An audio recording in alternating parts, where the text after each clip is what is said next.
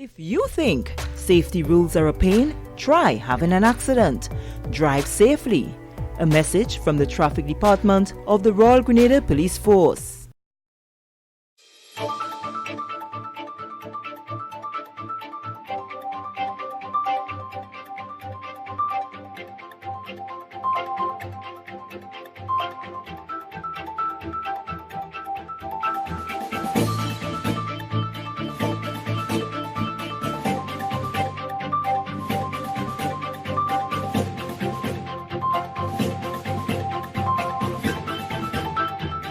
ECCB official says contribution of CBI to construction cannot be left out from GDP data.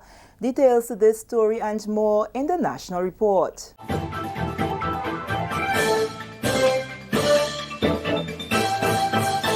Welcome back. With the details to the news on Monday, September 9th, I am Sherian Noel. Economist at the Eastern Caribbean Central Bank, Ms. Zana Barnard, says we cannot discount the contribution of the Citizen by Investment program to Grenada's construction sector when looking at data related to this country's gross domestic product. Ms. Barnard, who was speaking during the launch of the Fiscal Responsibility Oversight Committee report on Friday, was responding to suggestions by some that the contribution from the construction sector should not be included in GDP data, because much of it is related to the CBI. She says if there is activity in construction, it has to be measured. There are projects on stream, there are new ones that are going to be launched. People are being employed, people are earning incomes from the construction sector. So, definitely that amount of activity has to be included. The question is whether it is sustainable. So the question is what happens after these projects have been constructed? What will happen to the employment of persons employed? Is Grenada as well at a level where it can provide the supply of labor needed for those construction projects? So there are various issues surrounding the activity in the construction sector, but definitely it cannot be discounted just because it's linked to the CBI. Chairperson for FROC, Mr. Richard Duncan, says with CBI being an emerging economic sector, emphasis must be placed on how sustainable it can become in the future. We as a country have to see the CBI for what it is. There's a new phenomenon, in my opinion, in the human civilization. From the time human beings could have walked, they traveled, they migrated. We are just in an era now where there is something that we are calling investment migration, where people want to move, want to have the freedom and so on and so forth. And this is therefore an emerging economic sector that some countries have been ahead of the curve for a long while, that others are catching up with. So the question for economists, policymakers, and all the players is how sustainable do we want our program to be, and what should we do about it to make it as sustainable, as robust as it can be for the future growth and development of Grenada. Grenada's ambassador to the United States says diaspora engagement is critical for development in all areas. Ms. Yolande Smith, who is also the permanent representative to the Organization of American States, OAS, says it is important to have a marriage of the two if we are to truly measure our successes as a people. The comment was made during the recent Grenada Day event in New York.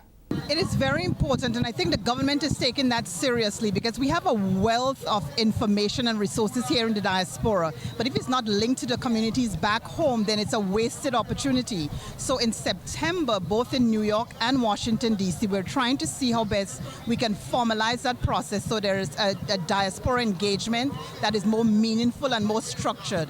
Because there are a lot of talent home. We see the Kiranis coming out. We see the Mr. Killers. So in culture, sports, in Miami recently, there was the culinary arts and Grenadans did well. So we have to make sure that there is that bond and that cementing of a relationship that both sides could benefit. Honorable Peter David, Grenada's Foreign Affairs Minister, is scheduled to attend and address the Diaspora for Development engagement in Washington, D.C. on September 29th. This is the National Report. More news after the break. Prepare for hurricane. Prepare for for hurricane. Make sure you have your radio and your batteries too. Waterproof flashlight candles will do. Tin stuff, garbage bag, first aid kit. Come on people, make sure you have it. Clean water in a container and a hurricane plan. Hear me no man. Hurricane damage is beyond your control. Surviving the aftermath is up to you. Have a hurricane plan. It can save your life and your family too. Prepare for hurricane. Your hair, prepare for hurricane. Welcome back. The Ministry of Social Development, Housing and Community Empowerment hosted a consultation on Monday to present and discuss the findings of a situational analysis of the elderly in Grenada. It was conducted by the ministry partnering with the Pan American Health Organization. It is born out of the ministry's desire to place greater emphasis on human and community development and social inclusion. More details from Delroy Louisa. The situational analysis is intended to examine existing programs and policies that address the needs of the aging population in Grenada. At the stakeholder consultation held at the Grenada National Stadium on Monday, Permanent Secretary in the Ministry of Social Development, Housing and Community Empowerment, Mrs. Veronica Charles, while delivering remarks on behalf of Minister Delma Thomas, noted that the value of any nation will be judged based on the treatment given to its senior citizens. She says these individuals have laid the foundation of our nation and as such need to be recognized for their significant contributions. Today's activity represents an important aspect of a process that will aid with the creation of an enabling environment to better serve our elderly citizens. Our elderly persons in their youthful years created the foundation for the development of our nation.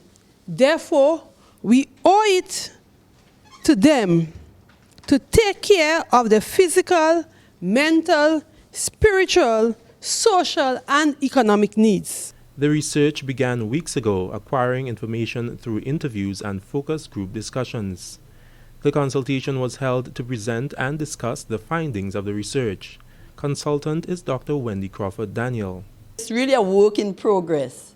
So this consultation is an extremely important aspect of what we're doing because here we are getting your input as to a number of areas which we will be discussing as we go. So the objectives of the situational analysis that we are currently undertaking, of which this consultation is a very important aspect, is to identify the challenges and gaps in delivery of services and programs for the elderly in Grenada, and to recommend specific strategies and policy issues to address the needs of the elderly.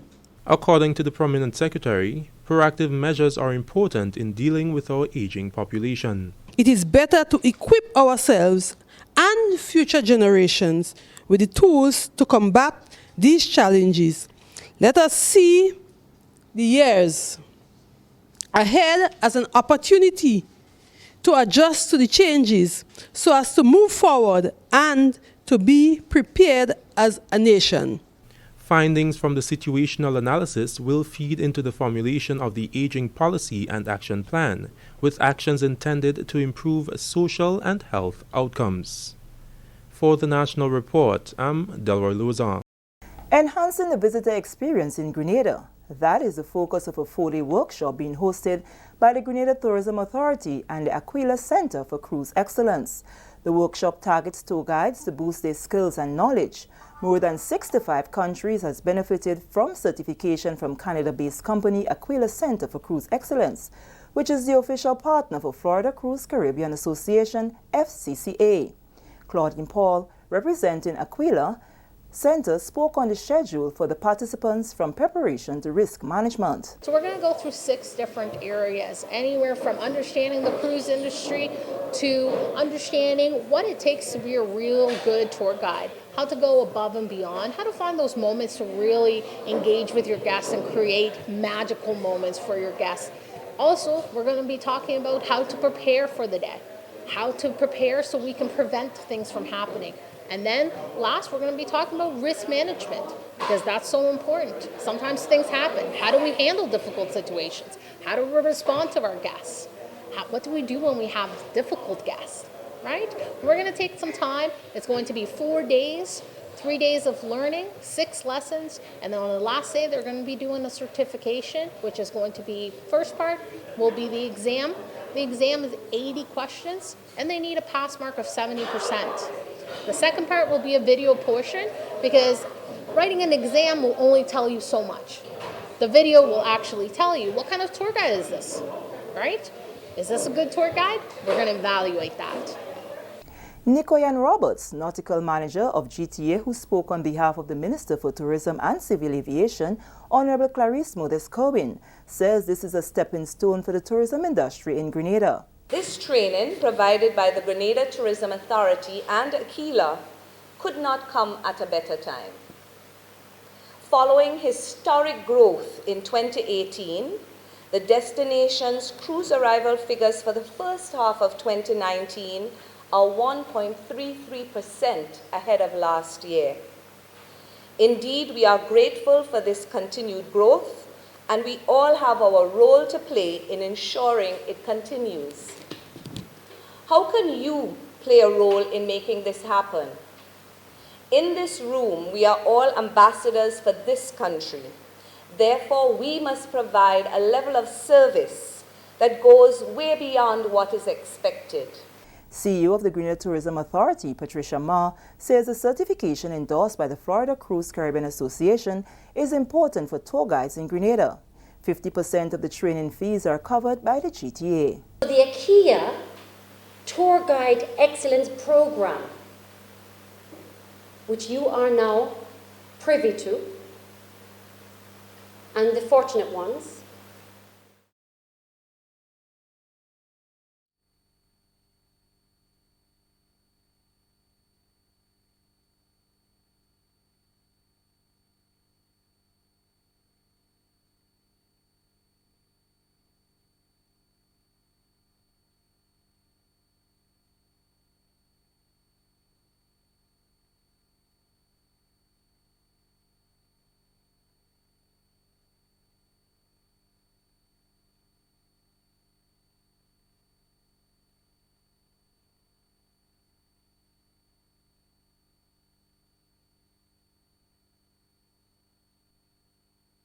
Philomena Robertson, welcome to this week's post-cabinet press briefing.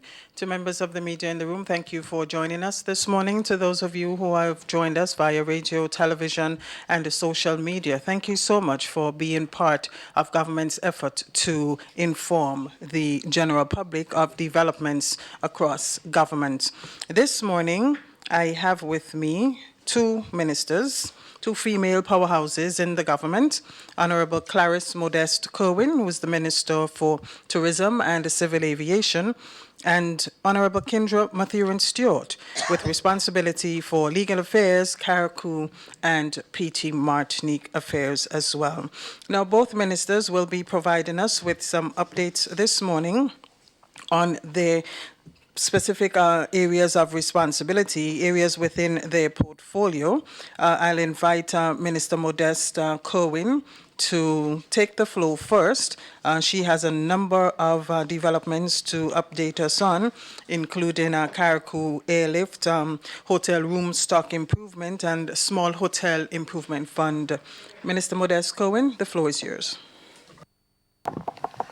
Thank you very much, Madam Press Secretary, and pleasant good morning to the media persons represented here. We are always happy to share information with you, and good morning to Grenada, Carriacou, and PT Martinique. Of course, I want to recognize my dear colleague at the table this morning, our Minister for Legal Affairs, and I know she probably would have wanted me to say first Minister for Carriacou and PT Martinique Affairs and then Legal Affairs, but I am happy to be sharing this spotlight for a moment with my dear colleague, Minister Stewart. Yes, so we're going to give some, I'm going to give some information on tourism. It's always good to keep abreast with what's happening, especially we must always remember that tourism is certainly everybody's business, and we all have our part to play. And tourism does fill a significant role in terms of the economy of this country, and therefore we must be aware that it does trickle down to the small man on the street. And we in the Ministry of Tourism and Civil Aviation, we are cognizant that we must continue to do more to press on so that tourism is felt throughout the length and breadth of our tri-island state. Tourism is seen in those areas, and community development is one of our thrusts, one of our focus. It has taken a little while to get off the ground, but it has certainly done so. We see significant increases in Airbnb, and so a number of persons throughout the tri-island state, they are facilitating with accommodation to house or to accommodate our visitors to our shores, and that certainly adds to our room stock, and it also adds to our leverage for airlift, because when you negotiating with airlines, they always ask you, and they want to know, and sometimes even before we get there, they do know what our room stock is. And when we compare it with others, we realize that we have quite a bit of work to do. And, you know, I am so pleased to say that, I don't know, since we had the launch of Six Senses, I don't think I have been in the public, I would say, public eye. So maybe I could start off there with the community tourism and our room stock, because Six Senses is a world-recognized brand. It is found in many countries, and the developers or the developing company, which is Range Developers, they came into Grenada a few times in the past, and they saw Grenada as one of the gems that merited a Six Senses. And they have been working at it, and a few weeks ago we had the launch of Six Senses. Six Senses will, of course, be constructed in St. David's, and I think it's a good move, moving out of the southern tourism belt and seeking to expand tourism further away so that the whole of Grenada eventually can be impacted directly by the tourism sector. And so I'm happy that this has moved. Not happy that it's moved outside of the southern belt, but more importantly, that it is moving towards the rural areas to involve more people. And also, very recently, Cabinet approved, last week, Cabinet approved another hotel development in the same area.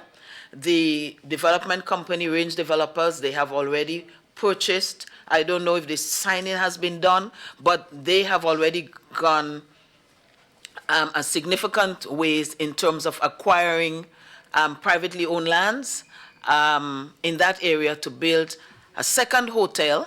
And well, I don't think I should steal anybody's thunder yet, but let me shortly to say that we are having serious discussions with other hotel developers to bring more hotels. We do need at least another 1,000 rooms or so, perhaps 2,000, to get us to where we can be more competitive because this industry is not only competitive worldwide, but it is competitive within the region. So we need the range, we need the variety, whether it's the 5 stars, whether it's the AAA Diamond, and so on.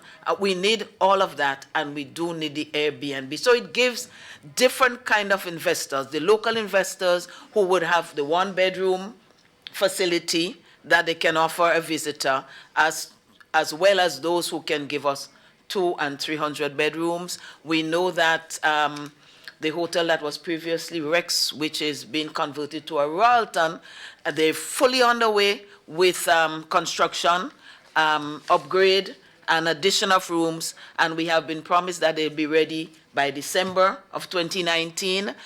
We know little hurdles and situations can take place, but we know in the very near future, we will have some additional rooms and an upgraded brand that will bring. I have been to the Royalton in Antigua, and I know that usually every time a company does a new hotel under the brand, they seek to outdo what they did with the previous one.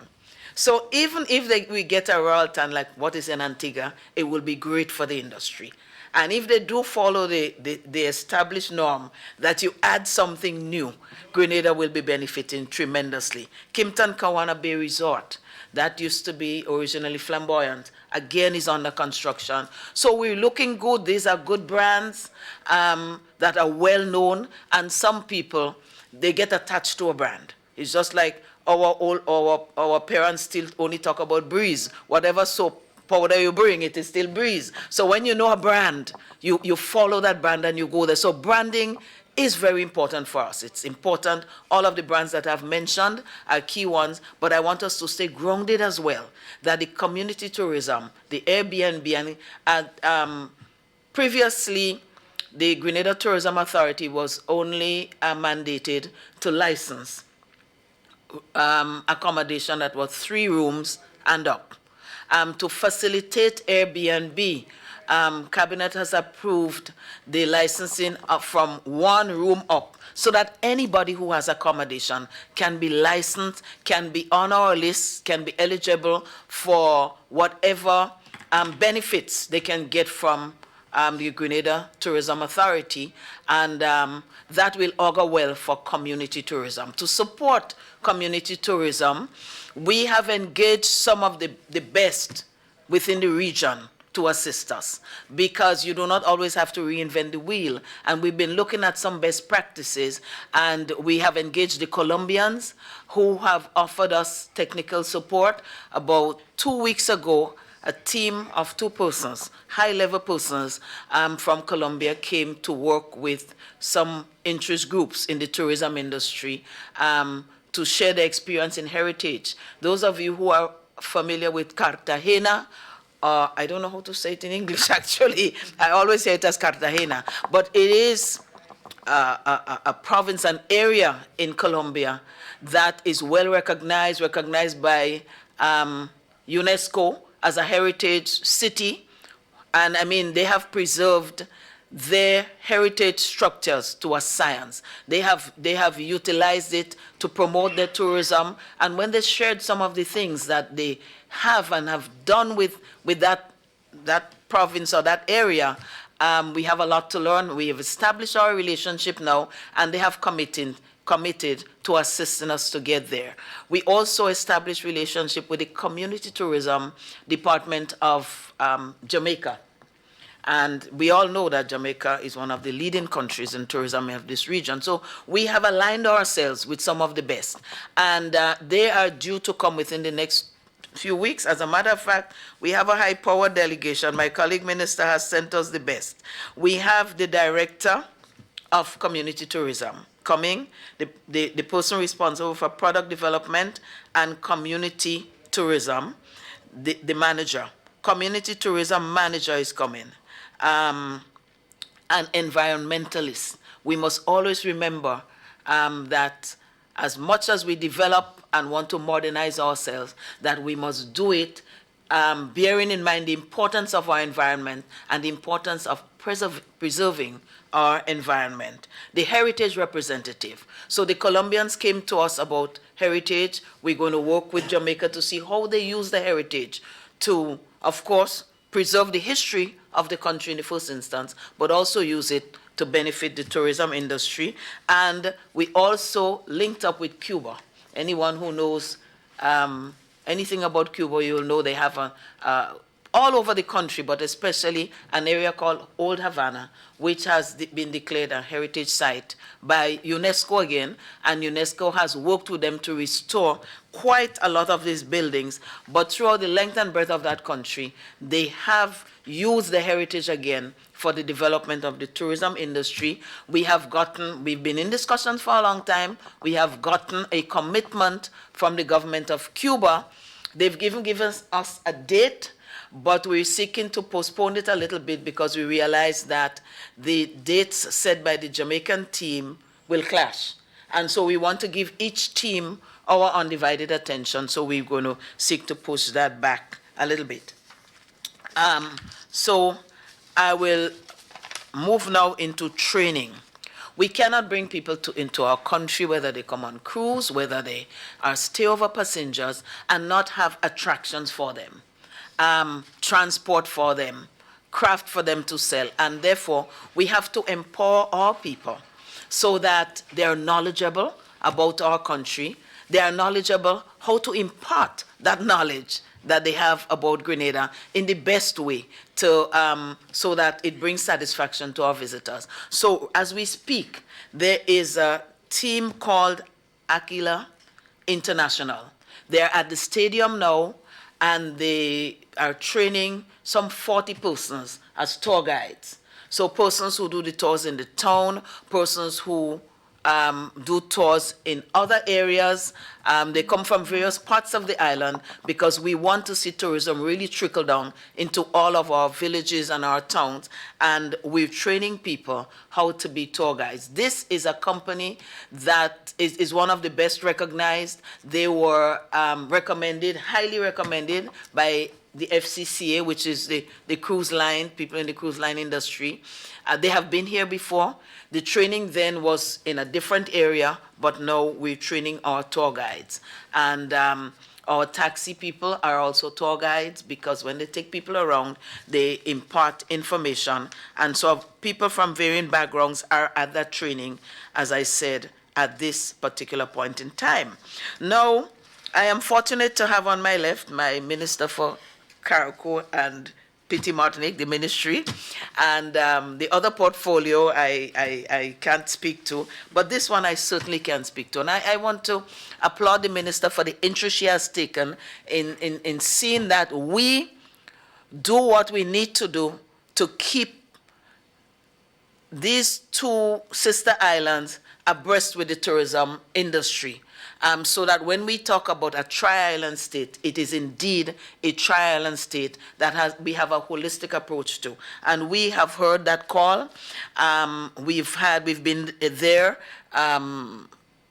probably last year. Time flies so fast. Meeting with various stakeholders. We are planning another meeting that she says were requested by tourism stakeholders.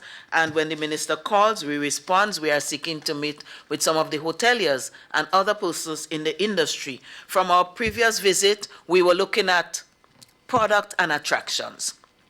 We have to make people happy that they came to our country, not just in a fancy hotel or not only in Grand Anse, but we have to spread what Grenada has to offer. And this little island has a lot to offer. So I will just highlight some things. Coming out of the previous meeting, we looked at a trail called the High North. And we discussed with stakeholders and with the technical people how we can improve that. I am happy to say that this morning I had a previous meeting and all the signage and a number of the things that we had agreed to do is completed. So High North would be ready for any tourists that are coming into Carriacou. It was there before, but it is certainly the enhanced High North is ready for the visitors. And what I am always happy about is that locals do the trails, they do the adventure, and so it is a win-win situation for us. So that has been completed. Other work is going on, but it is work in progress, and as we achieve completion, we will, either the minister or myself will be sharing that. But Carriacou and Petit Martinique, they're coming fast on the heels, and we had recently some awards here. The last one we had was CTO Award, Caribbean Tourism Award. And out of the 5 awards that CTO gave out, 2 of them went to Carriacou. That's Caribbean I'm talking about. It was not Grenada. 2 went to Carriacou. One was for Culture and Heritage Protection, an award in that name, and the Carriacou Maroon and String Band Music Festival won that award out of all the other islands in the Caribbean. Nature Conservation Award, the Kido Foundation, was recognized for their role in conserving nature.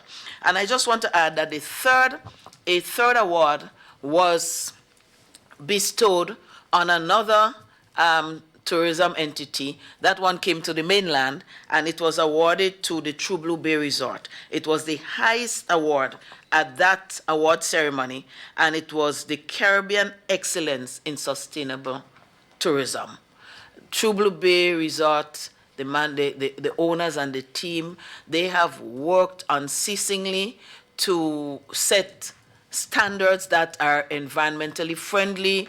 Like, they were very, very instrumental together with GHTA in pushing us to look at things like banning of plastics and styrofoams and so on. And they take measures to ensure that they use nature, like solar where it's possible, reusable supplies instead of single use, but they have been the vanguard, the trailblazers, and I was very pleased to see that Caribbean tourism recognize that.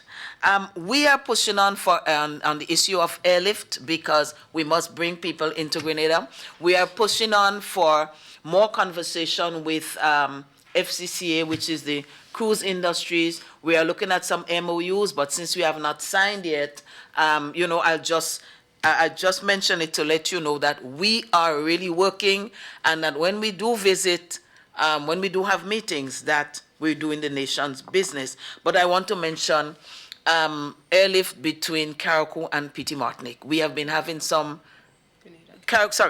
Grenada mainland and Carriacou, and of course Petit Martinique. We have an airport in Carriacou, and we have had services from SVG Air for quite a while. We have had some ongoing dialogue and discussions with the CEO or general manager, Mr. Paul Gavel. We have had a lot of written and spoken communications, and we have been working to meet his requests or demands, which have, by and large, the requests to us have been pretty reasonable and doable, and conversations have been held with the key stakeholders like immigration and customs, because he has asked to facilitate fast tracking of the in-transit passengers, etc., etc. We have held several meetings with that. Sometimes we see some things in the media that do not reflect the conversation we're having with them.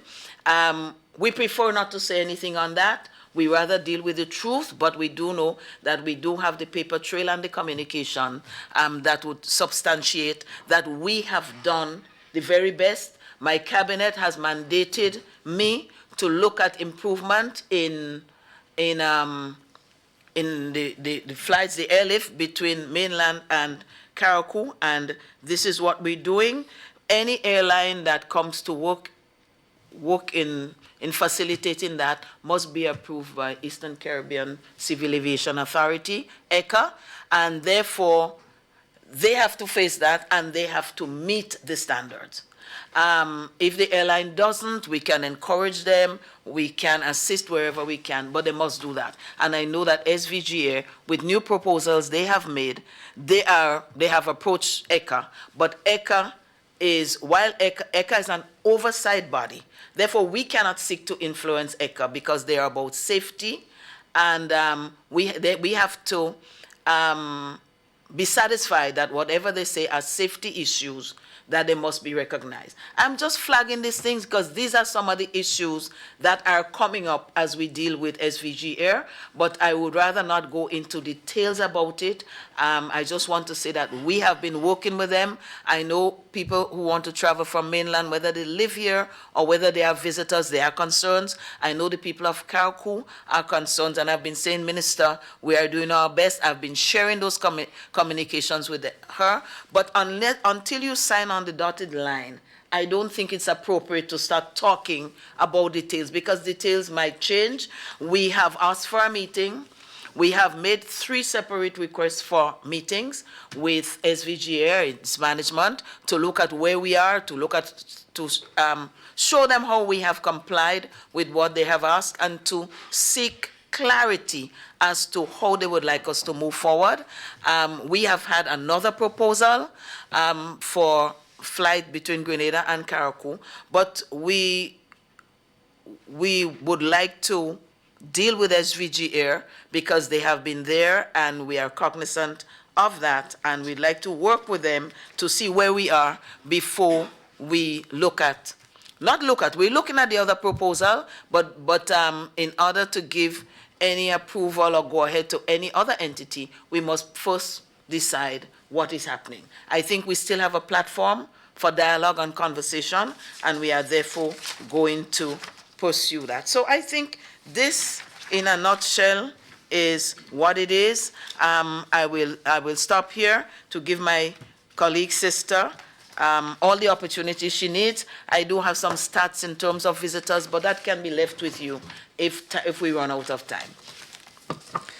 Thank you very much, Madam Minister, for that very thorough, comprehensive update as it relates to tourism and civil aviation developments within the Tri-Island state. And of course, you heard developments as relates to Carriacou. So that is a perfect segue to our next minister, Honorable Kindra Mathurin-Stewart.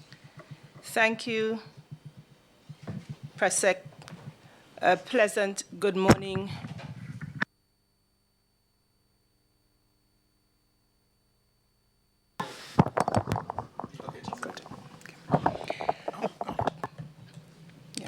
A pleasant good morning to, of course, all you media representatives present here this morning, to those of you listening on the various media platforms, to all the people of Grenada, Carriacou, and Petite Martinique. A pleasant good morning to all.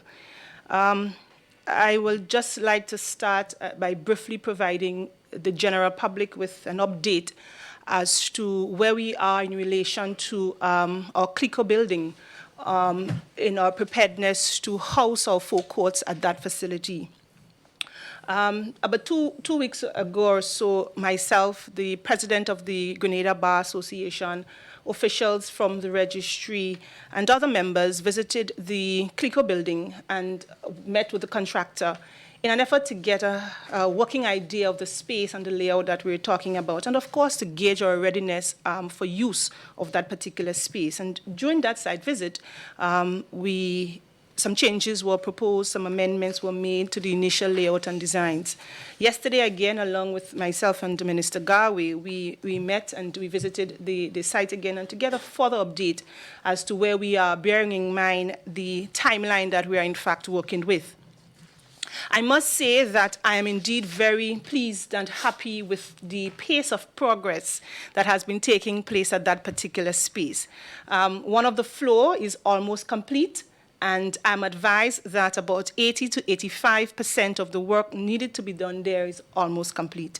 As indicated, once there is a change to the stated timeline that we would have provided to you previously, that will be so communicated. As you may recall, we have indicated in the past that we are working towards having the new court facility ready for the opening of the new law term in September.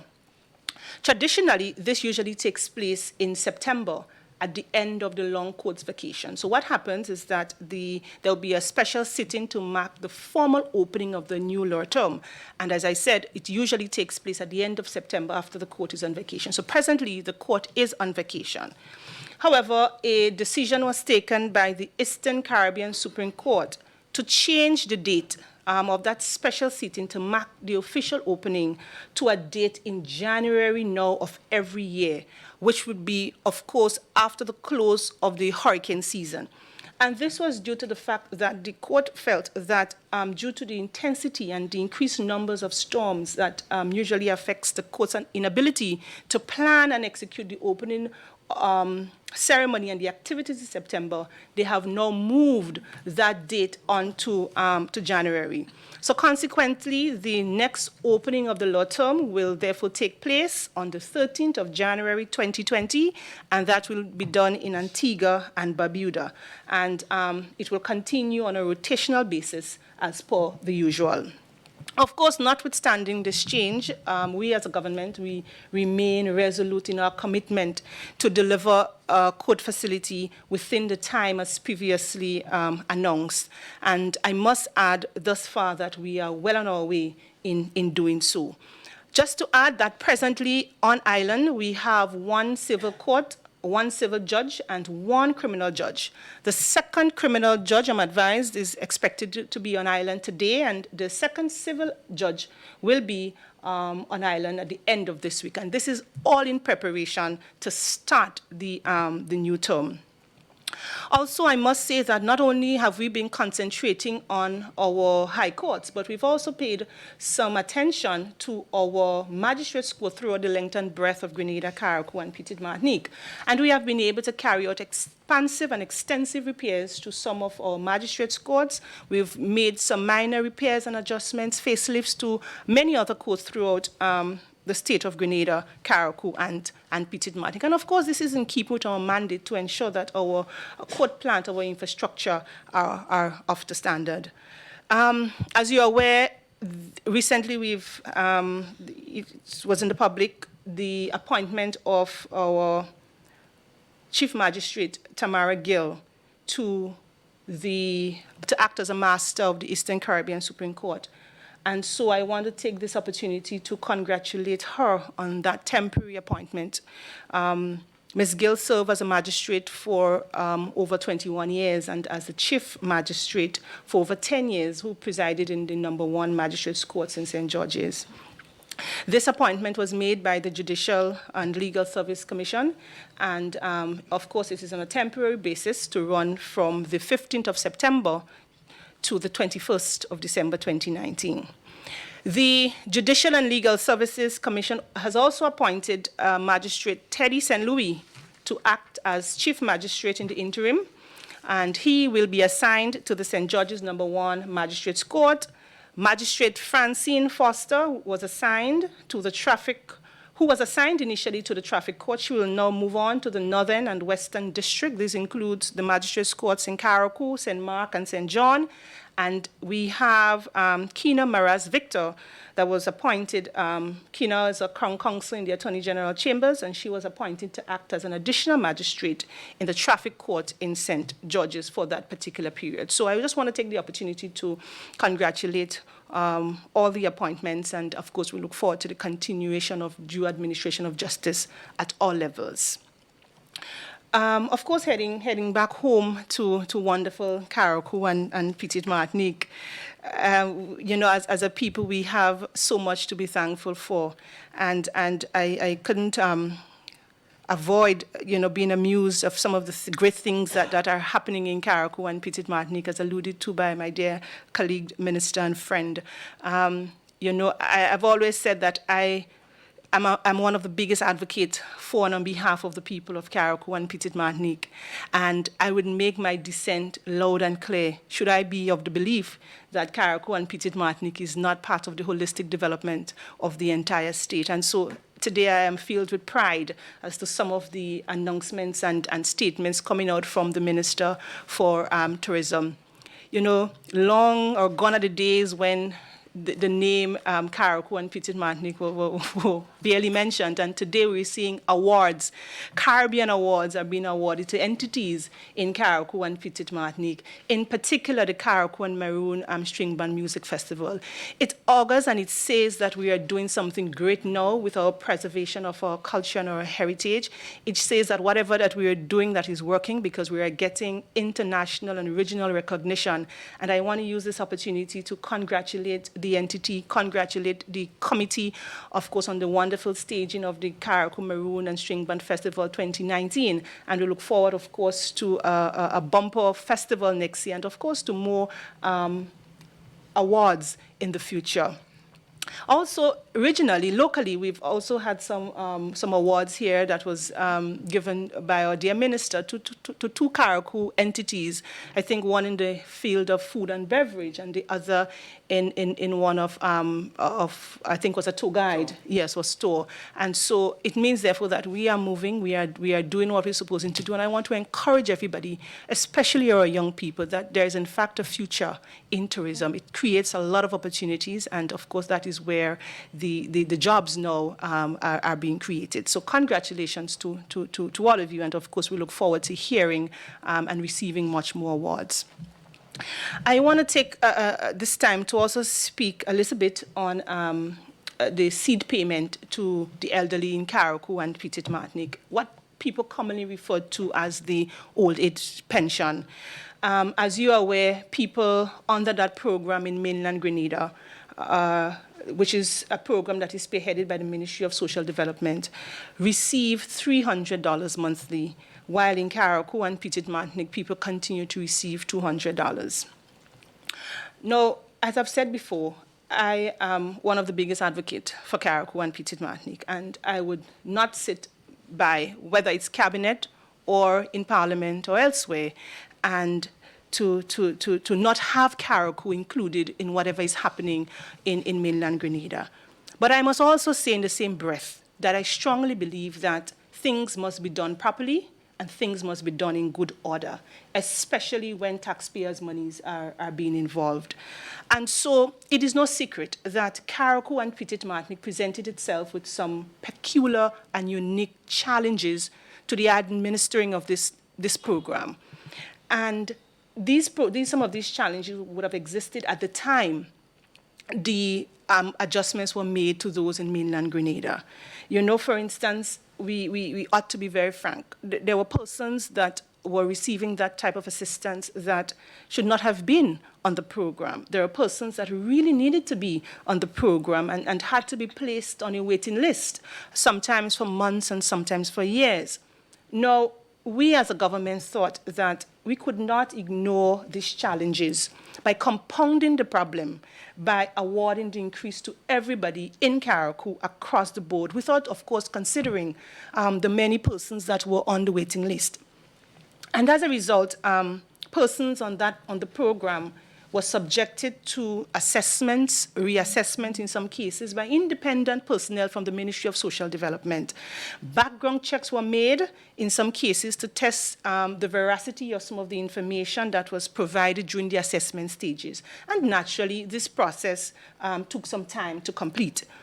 The assessment, to some extent, has now been completed, and at the end of September, 83 persons who were qualified on the assessments and checks that was done will begin to receive the increase of $3,000. And you can quote me, 300, sorry. I wish for 3,000. $300. And you can certainly quote me on that. So from the end of September 2019, 83 persons will, having passed the necessary means test and qualified based on the assessments and the checks that was done, will begin to receive the $300. This, is a social program, and this is an important social program. And we as a government must ensure that it is administered in such a way that it benefits the people who it was intended for.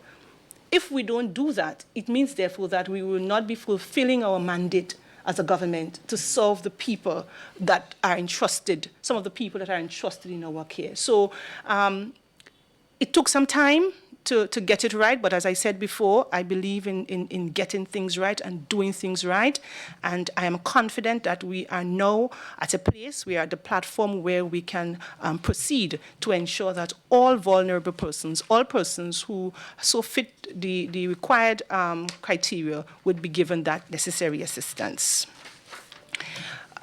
In Carriacou also as well, I just want to take this opportunity to commend NADMA, in particular NADMA Carriacou, for their excellent work in keeping all of us informed and in the mobilization and preparation for Tropical Storm Dorian.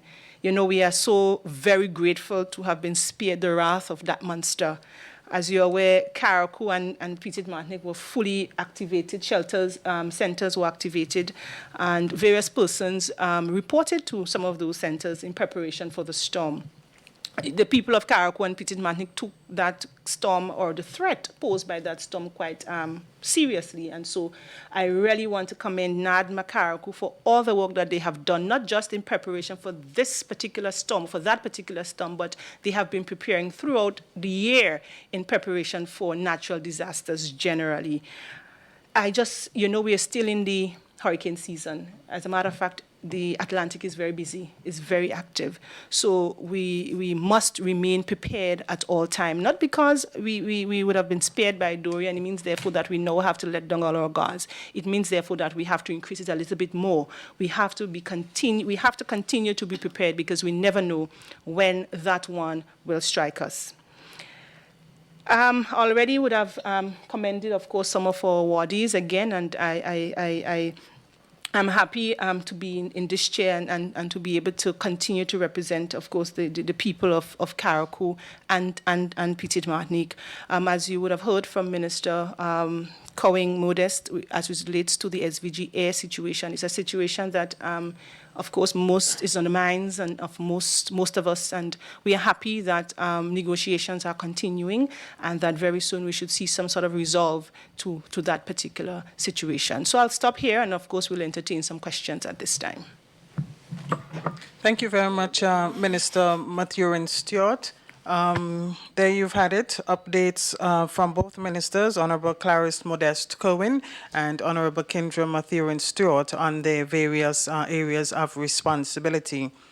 So it's now time, as Minister Stewart indicated, to move into the question period. We will entertain, as per usual, questions posed by members of the media, and we'll also give persons who are viewing the program online on the GIS Facebook stream an opportunity to ask a couple of questions as well, of course, time permitting. So without any further ado, I invite members of the media to pose their questions.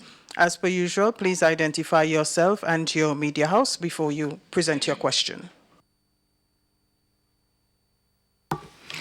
Good morning, Sherry and Noel, GIS. It's more or less for clarity, and either of the ministers can answer. In terms of the discussion with SVGA, I just want to clarify whether it has to do with the 19-seater or just the general airlift between both. Okay, it is in part airlift because there are some challenges that SVG has to. So in general, there are some issues that are not specific to the type of aircraft. But also there was a promise to look at the twin otter, and they have made some efforts, but they have met with some obstacles. And unless these are resolved, then we cannot really hold conversation with them on it. It has to do with ECA, but I think those details, they are the ones, best suited to discuss it. But ECA does report to us on these issues, and when we're making change, it must be better. It must be for the better, and safety is always a key watchword. So that is part of the issue. So it's both. In a way, they have come up with some hurdles, and in terms of pilots and so on, at this point in time, one of the issues is the availability of pilots. The other logistics that they've asked us to look at, there are quite a few, and we're working, as I said, with the key stakeholders at the airport. So until we come to hopefully a satisfactory conclusion on that, that is when we would speak to all of the issues. My final question is to Minister Stewart. You mentioned a bit about the CLICO building and the fact that you've had 2 visits and you're satisfied to point with the progress of the work. You also mentioned the coming to the island of the 2nd civil and criminal judge by the end of the week. Is there a new deadline in which the building would be handed over based on what you're seeing in terms of the progression of the work?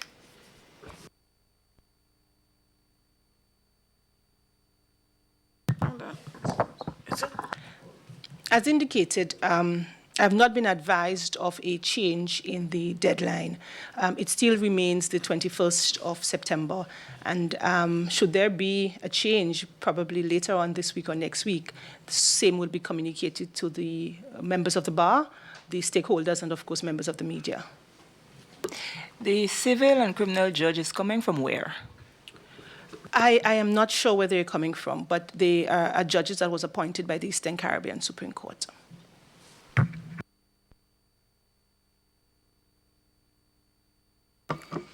Do we have any further questions?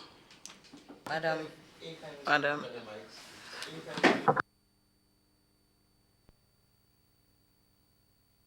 Let me just, I just wanted to make sure I mention two things, if you don't mind. One, as the minister spoke about the hurricane, you know, we have, from tourism point of view, within the CTO family, we are all in touch with what is happening, and I am really pleased that our country has committed to the $100,000 US, and I want to commend the Prime Minister on that, and you know, the implications for us being able to do that at this time. And also we've been speaking to, so I want to send out, you know, well, empathy and condolences to the people of the Bahamas, especially the Ministry of Tourism, the Minister for Tourism, and some other friends that we have there, because we do know that it will impact their tourism. But also, one of the things we are always reminded about is the Caribbean is a multiplicity of islands. And so I'm sure there are tourism doors that are still open in the Bahamas, because some islands were not touched. So I hope that persons will still visit those islands that are untouched, so that the economy of that island, that sister country, would continue. And also, just to mention that I mentioned the large hotels, but government also has a program for small hotels, and I'm concerned that there is a bit of hesitancy to take up that offer. Government has placed $2 million for small hotels to borrow at very concessionary rates to improve on their stock, because the small hotels do have hold their own space within the tourism industry, and we like to encourage them, especially as they are generally owned by locals, and we want to see a nice mix in terms of the ownership. So that I have asked Grenada Development Bank and the GTA to put a promo together. I hope within the next week or so they'll be passing more information. And I want to urge the small hotels, do not give up. The concessions are relative to the value of the investment, and quite rightly so. Someone who invests $100,000 or $2,000 in a project cannot expect to get the same amount of concession as the larger ones, because when you look at the benefits, they're different. But at the same time, we are cognizant of the fact that they do need support, and we have done quite a bit in terms of training the staff, the management staff, the regular staff, in terms of, you know, quality service and hospitality. We're still continuing. One of the projects that's left to be done now is to assist them in marketing their small hotels as well, come up with some pamphlets or the virtual, the IT, whatever. In that, we're working on that. But there's this money there for the small hotels, and I have no way of guaranteeing it that for 2020 it will still be there. So as we move into the second half of the year, I want to make an appeal. Check with Grenada Development Bank, check with GHTA, check with GTA, and find out about these loans, because they are available and they're almost a gift, but we cannot just give away the nation's money. We have to be accountable. So it's a very, very soft loan, and I want to encourage people to avail themselves. Thank you very much, Minister, for those updates, very important updates. And I just want to go back to the initial point you were making in terms of the Bahamas and Grenada committing, like its OECS counterparts, $100,000 US towards the initial relief effort. Now, we would have told you before, too, that the National Disaster Management Agency has reactivated its disaster relief account at the Grenada Cooperative Bank, and we encourage persons to make donations to that account, and the money will be donated to the government and people of the Bahamas. The account number is 12100 4900. That's the National Disaster Relief account at Grenada Cooperative Bank. Back to you, members of the media. Any further questions from you this morning? Minister of Tourism, good morning. Callistra Faria. You speak of a small concessionary loans facility at the GDP. Can you tell me how long that facility has been available? And are you able to say whether anyone at all within the small hotel sector have availed themselves of the opportunity? Do we have any borrowers, and how long it's been available? To answer the second part of your question, it's because I have not seen much uptake. There have been 2 applications which are being processed at this time, but the loan was made available from since the budget year started, 2019. The GHTA has been informing its members, but on assessing the situation, I realized that maybe enough push hasn't been given to disseminating that information and to making it exciting, because sometimes even your window dressings, the blinds that you use, maybe the cutlery, if people go into a small hotel and the cutlery doesn't look up to date, people will start questioning, and things like the small things that at $200,000 can do go a long way to address, that can be addressed.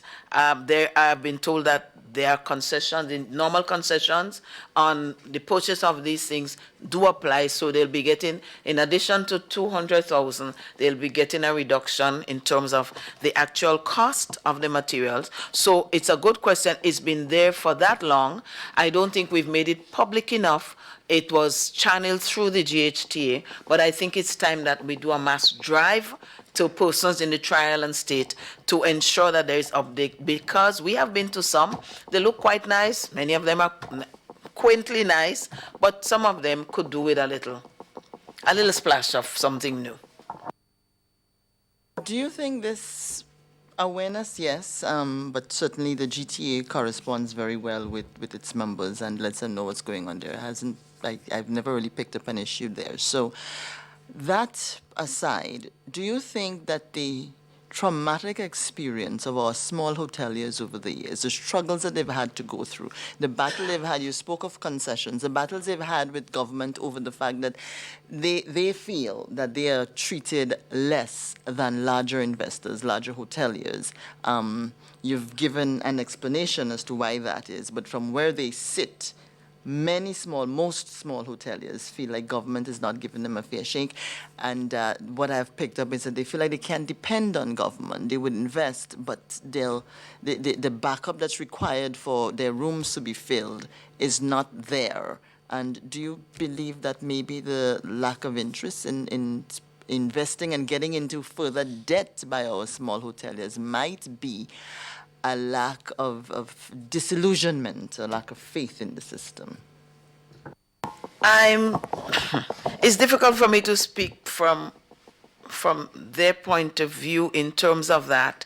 When I see a major effort being done to reach out to them, Prime Minister has held meetings with individual hoteliers as well as groups, and this funding came up as a result of the concerns that were raised. So this is a positive response going on more than half a year now. That is one. Secondly, as I spoke about the different components, they need to market more. They can't market with their sandals.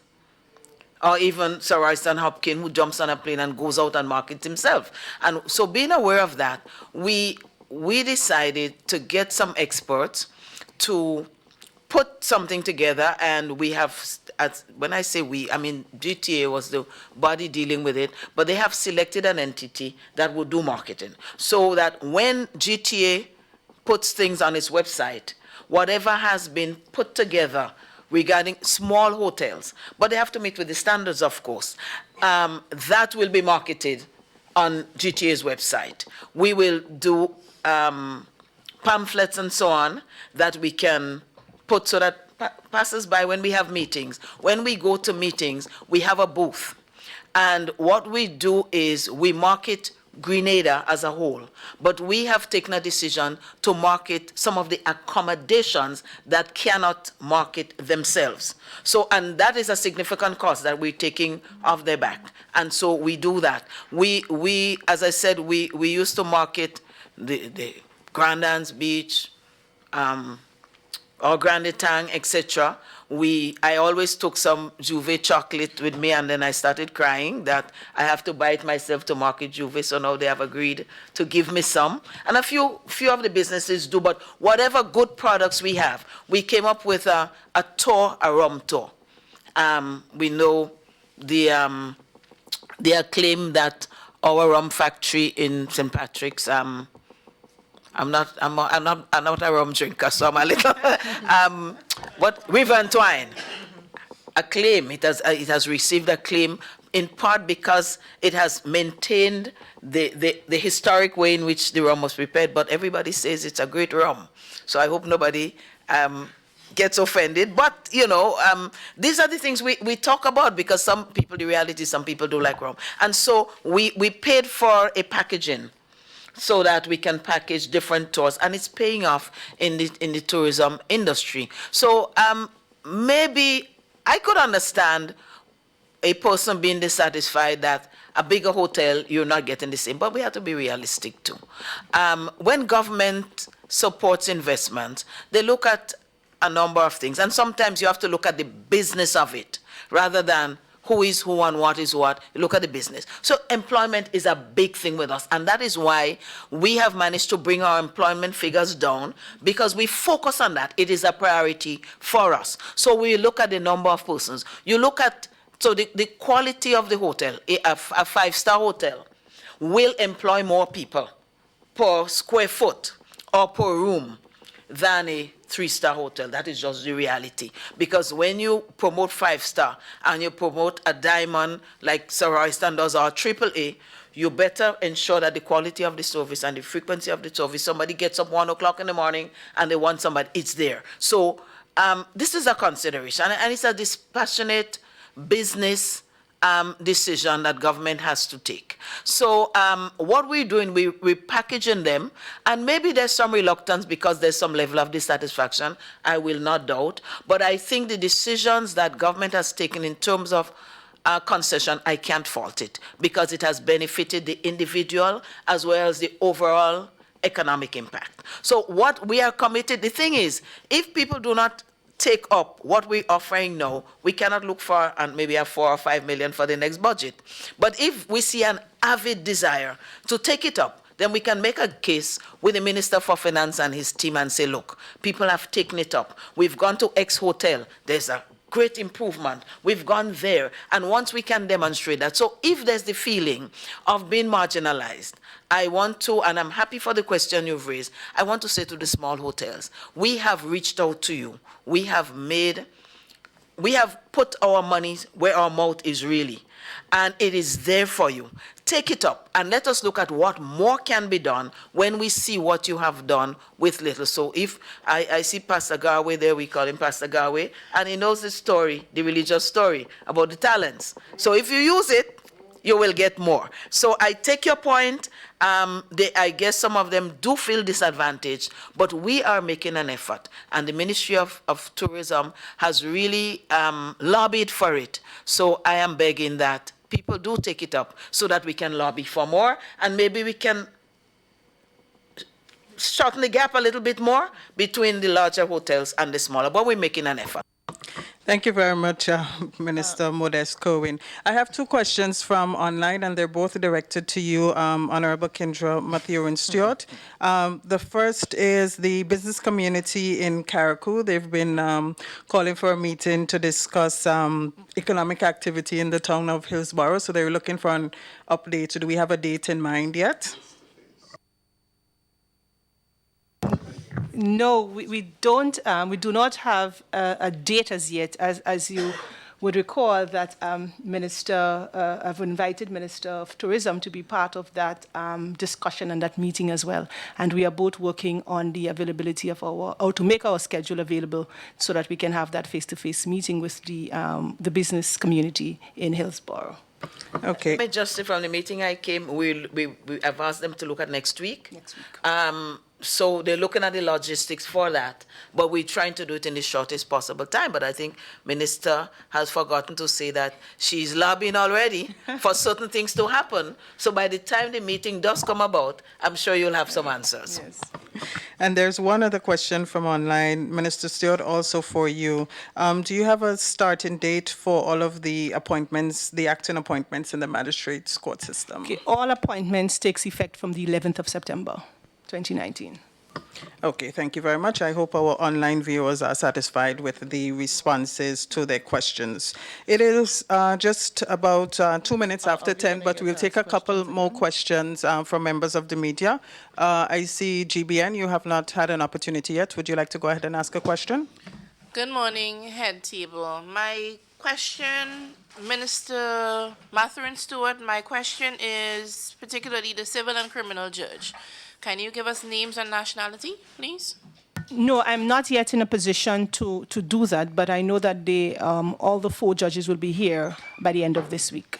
Okay. Another thing, there has been a lot in the media and on social media from the Livera developers. We saw, based on a press release that was issued, we understand it's a legal matter, but based on a press release that was issued, we saw Minister Bowen and even the chair of the CBI's committee being included in that press release, and it was hinted by the developers that somehow government went ahead with the Chinese investors, knowing fully well that the Livera developers were in charge of the project. As Legal Affairs Minister, can you speak to government's intervention or response to what has been in the media and, of course, on social media as well?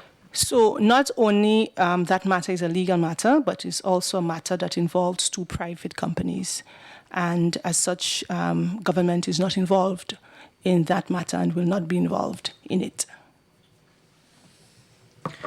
Thank you very much, Minister Stewart. Any closing comments from you ladies? No? Nothing this morning. Okay, I thought we've had very thorough and comprehensive updates, very exciting developments.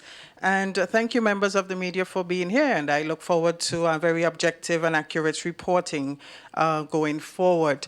Thank you to our viewers and listeners who have joined us via radio, television, online. To our online viewers, thank you for the questions that were presented this morning. We will continue to provide that opportunity for you to engage that way. I am Press Secretary Philomena Robertson. I'll see you next time.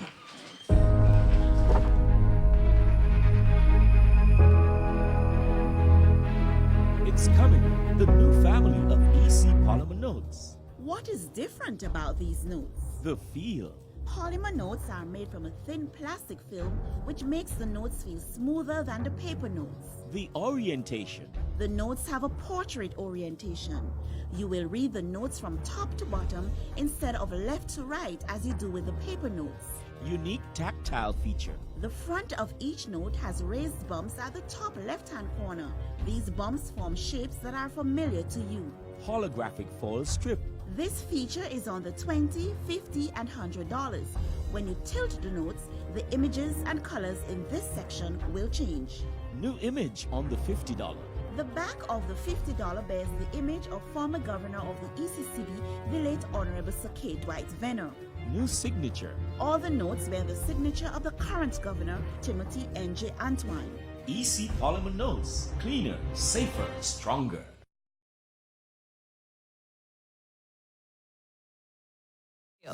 Ask your guests if they are comfortable and enjoying the experience. And in all that you do, exceed expectations. Tourism benefits everyone. Tourism is everybody's business.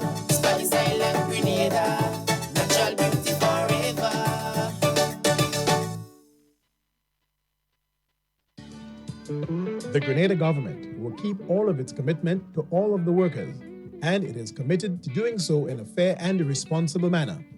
Under government's pension proposals, it will give a smaller upfront payment to all public servants and higher monthly pension, on average $400 more than the unions are demanding.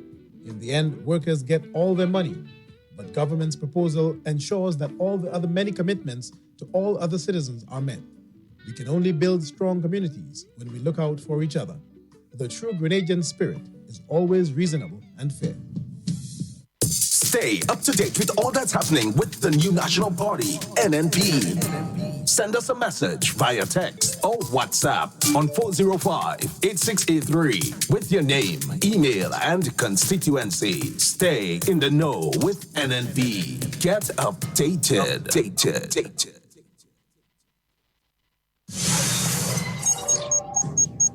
You're listening to Hard Talk Grenada via www.hardtalkgrenada.com.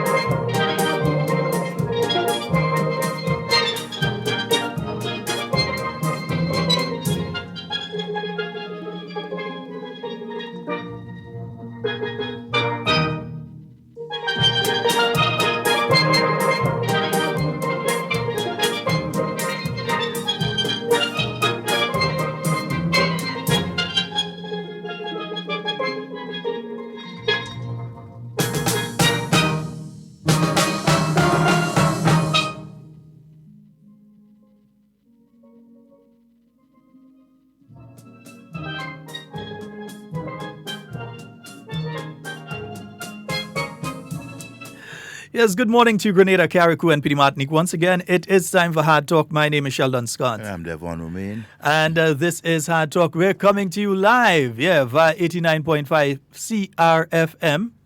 And 97.5 City Sound. Yes, indeed. Wow, man. I hearing the hums still, man. And hearing it. It's throwing me off, man. Yeah, it's throwing me off, bro. Yeah. Let me see if we could get that sorted out, man. Yeah, we're live on 92.9 Sister Isle FM. And in Brooklyn, 94.9 We Noise Radio. Yes, indeed. The lovely song of Steel Pan. Comancheros. The versatility, of the Steel Pan. Playing soca, kaiso, rap music, anything.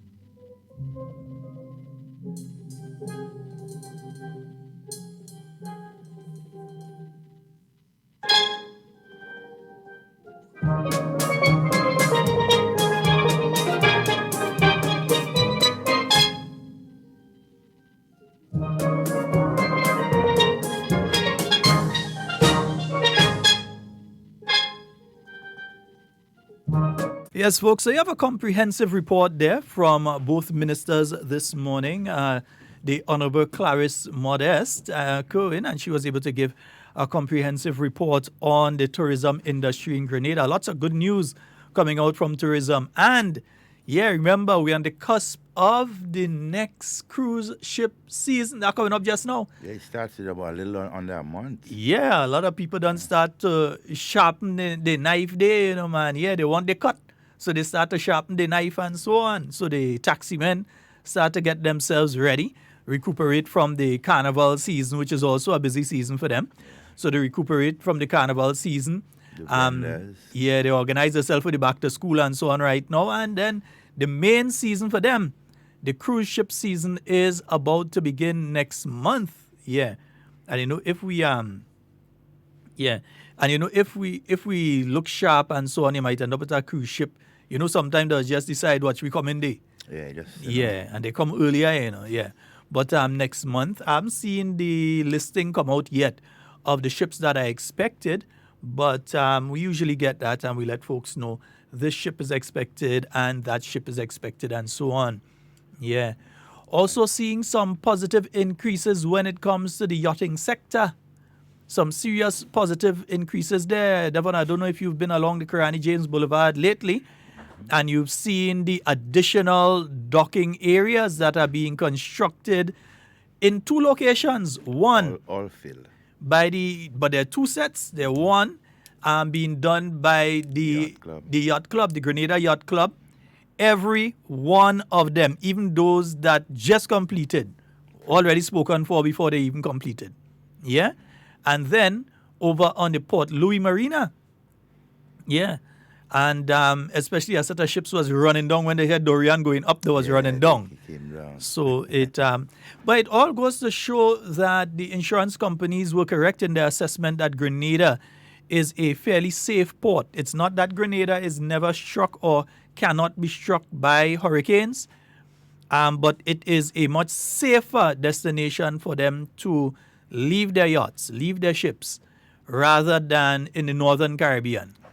Yeah, so they've been telling, they've been actually telling the folks out there, they've been telling the yachties, as they call them, they've been telling them, look, the insurance companies are saying to them, for us to properly cover your vessel, you need to bring it to Grenada. Don't go further south. Don't go to Trinidad. Because there has been a problem with piracy in the waters off of Trinidad. You have had situations where boats have been shut up. When I say shut up, they inquire them, you know, it's like shoot, bullet holes and all sort of thing. Yeah, open fire on them.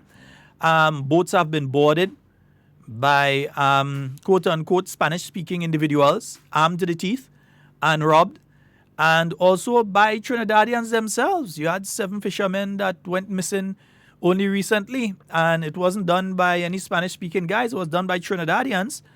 So they've been telling the yachties, they've been telling the yachting sector that we will provide proper coverage for your vessel if it is stored in Grenada. If you decide to go further south to Trinidad, we're going to increase your premiums because you run the risk of piracy. Yeah. So we are not going to cover you in the same way we cover you in Grenada. If you go further south, if you just go a little further south and you're in Trinidad, all well and good, but you're on your own basically. And if you go further north and you're within Hurricane Alley, we ain't taking full responsibility for that. We go cover you, you know, but the kind of charge, you got to charge you there because you go in the middle of the hurricane belt or you go in a high-risk area. The war zone. Yeah. Grenada, while it is within that zone as well, it's at the edge. Yeah? So the probability usually is less of one of these. That, again, I'm not trying to say this because I don't want that end up being a situation that people start to think, well, we're safe when we're in Grenada. No, we always have to be vigilant. Ivan taught us that 15 years and some days ago. Ivan taught us that. But we are less likely than countries in the mid and northern Caribbean to be hit by hurricanes. Yep, definitely. And we have seen, I mean, we are basically in the middle of the hurricane season. September is one of the most active months. Right, so we're not out of the woods yet, you know, and it's so important. And when you look at around the Kirani James Boulevard and you see the layout of all the spaces at the yacht, man, it's a beautiful sight, especially at night. And come November, those vessels will be leaving. Yeah. So they head out. And then December, late November, December, you do have some of the, it's become a tradition now, some of the bigger vessels, those multi-million, I mean, most of them, they're $1 million vessels. Some of them just couple $100,000 US. But you have these multi-million dollar vessels by these big corporations or these people like the late Steve Jobs' vessel usually comes down, Bill Gates' vessel and some others come down and spend the New Year here in Grenada. Especially with the Port Louis party. Yeah, by the Port Louis party and things that's up there. What's the partner down in Port Louis name again, man? Naz? Randy, yeah. Randy, morning. Yeah, I know we're having this year for the Old Year's night party and all kind of thing, but believe me, we had to shake off this year properly. Yeah. This year wasn't 2 years, understand? So was the 70 of economic growth, though, so there were good things with this year. Yeah. Mm-hmm.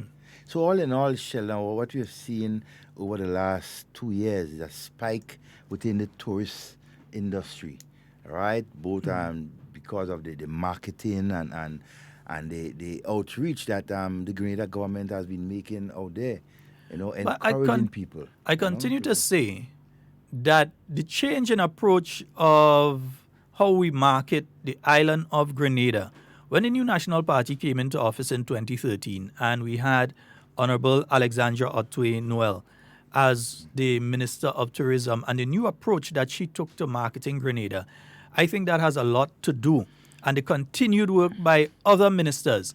You have the Honorable Clarice Modest, who has come in now and she's doing an excellent job carrying on that wonderful work that was started by Alex there.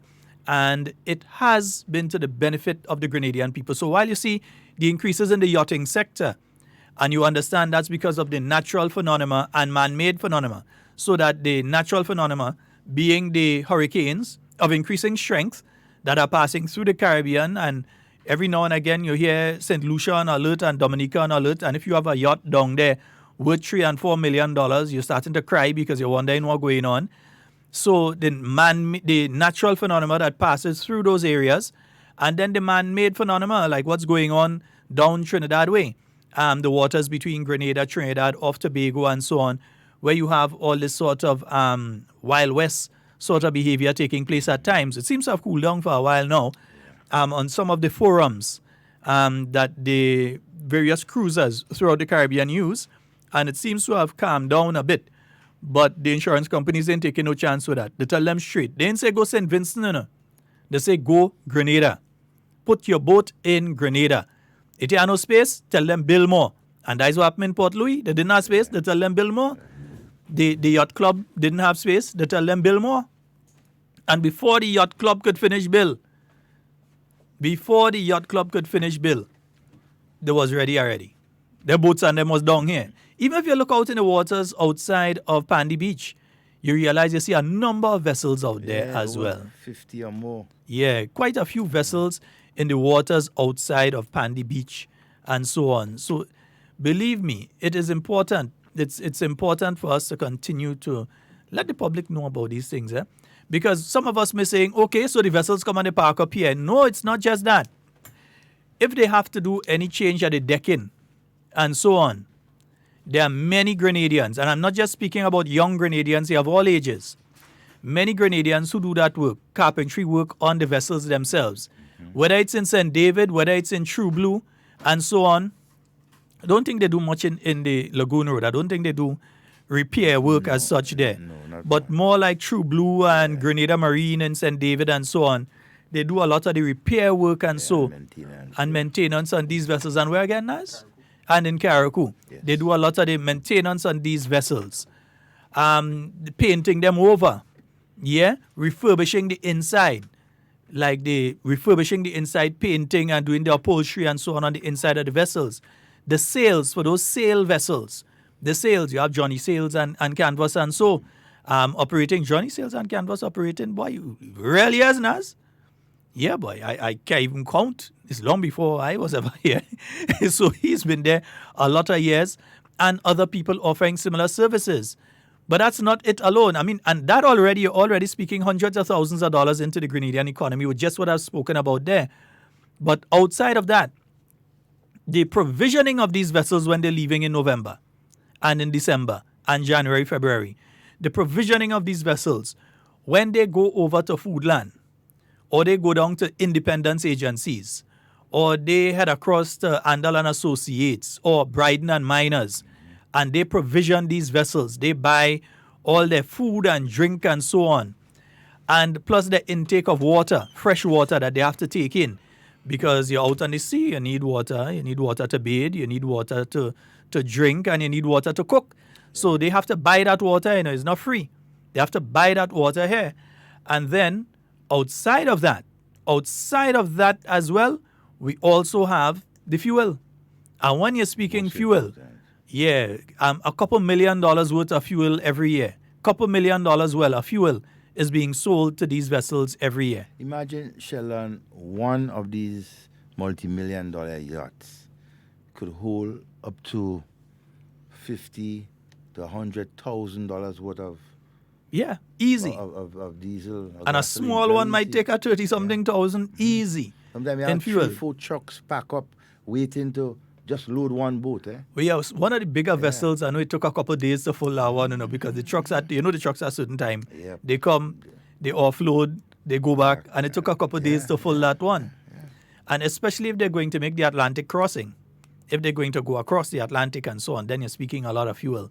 And and all of that is money that's coming into the Grenadian economy. But yet still remember, when it was time to build Port Louis, was drama, Serious drama, antics. Don't put that there. Don't put that there. I want to be able to swim there. Lion and all kind of thing there. You dive inside there. You better have about 12 tetanus shot and not one. I remember growing up, the sort of filth and so that was there. You had to... You used to go on Clancy Island. But, man, if I used to go on Clancy Island, you understand? And when you look down in the water and you see all the abandoned, debris and so of ships and other old vehicles like cars and so, right there in the lagoon. Look at it now. Yeah. Look at it now. I mean, it's amazing what you see. One of my good friends had sent some photos to me before of the filth that was there. Yeah. And to see the sort of fight back that the developer got before it got to that stage. And to know that sometime when I go and I'm relaxing by Randy, I say, let me go and drink a little glass of wine before I go home and think, hey, and Randy has good wine down there, man. I must check him out and that kind of thing. Yeah, that's my thing. I take a little glass of wine in the night before I go home sometime. Local? So, no. All kind of wine, not the local stuff, man.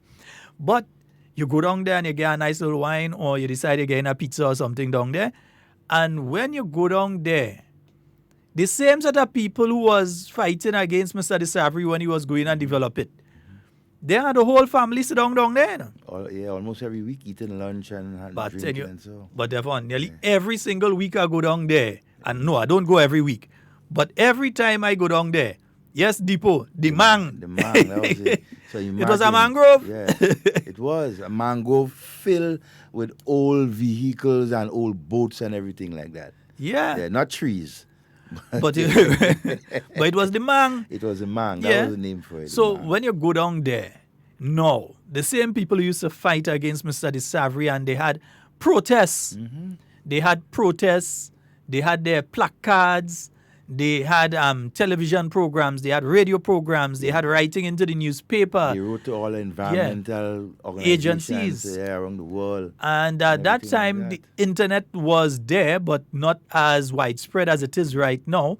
But they were online as well and agitating that Mr. De Savary should be kicked out, that he should not be allowed to do that project. And they cannot say that I'm lying because the audio is still there. The pictures are still there. The statements are still there. One day we have it, no, you have a lot of things I had to release in the weeks to come. No, and most of these criticisms and acts were not just done in good faith and so, Mm-hmm. It was done within a whole political context around that time. That's the bad thing about it. If it was just a situation that there was a genuine I love my country. Call for and that. I think that this is going to be damaging to the ecology, the environment, and so on. I think it's going to be damaging to the economy. I think it's going to be damaging to the societal construct. If one was looking at it from that aspect and they had a genuine concern, I could have understood. Yeah. But this was nothing but politics, bro. No, it was part of the whole political package. Yeah. I mean, nothing but politics of NDC.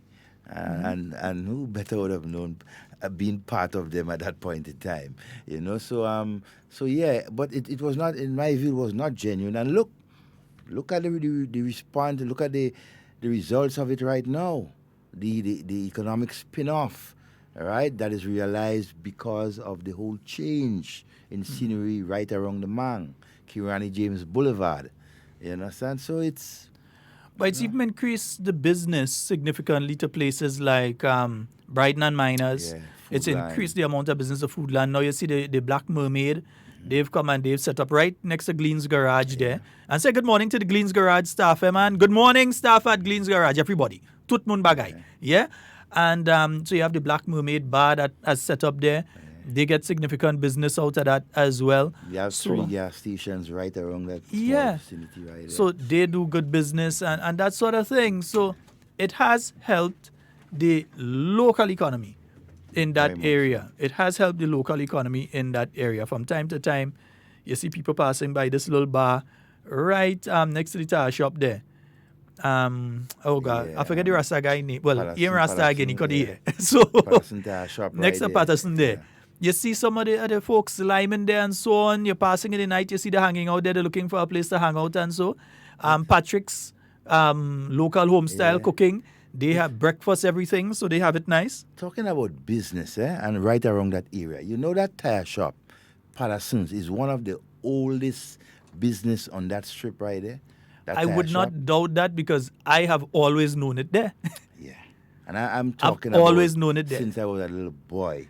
You're talking about since the road wasn't the road. It was not the road. I remember when that road was, nobody used to pass there. You're passing up Belmont. Exactly. Belmont was the main road, not down there. All those big buildings and all those things, they was never there. Patterson tire shop right there. The old man used to run it. Right now, I think the grandson, one of the grandson is running it right now.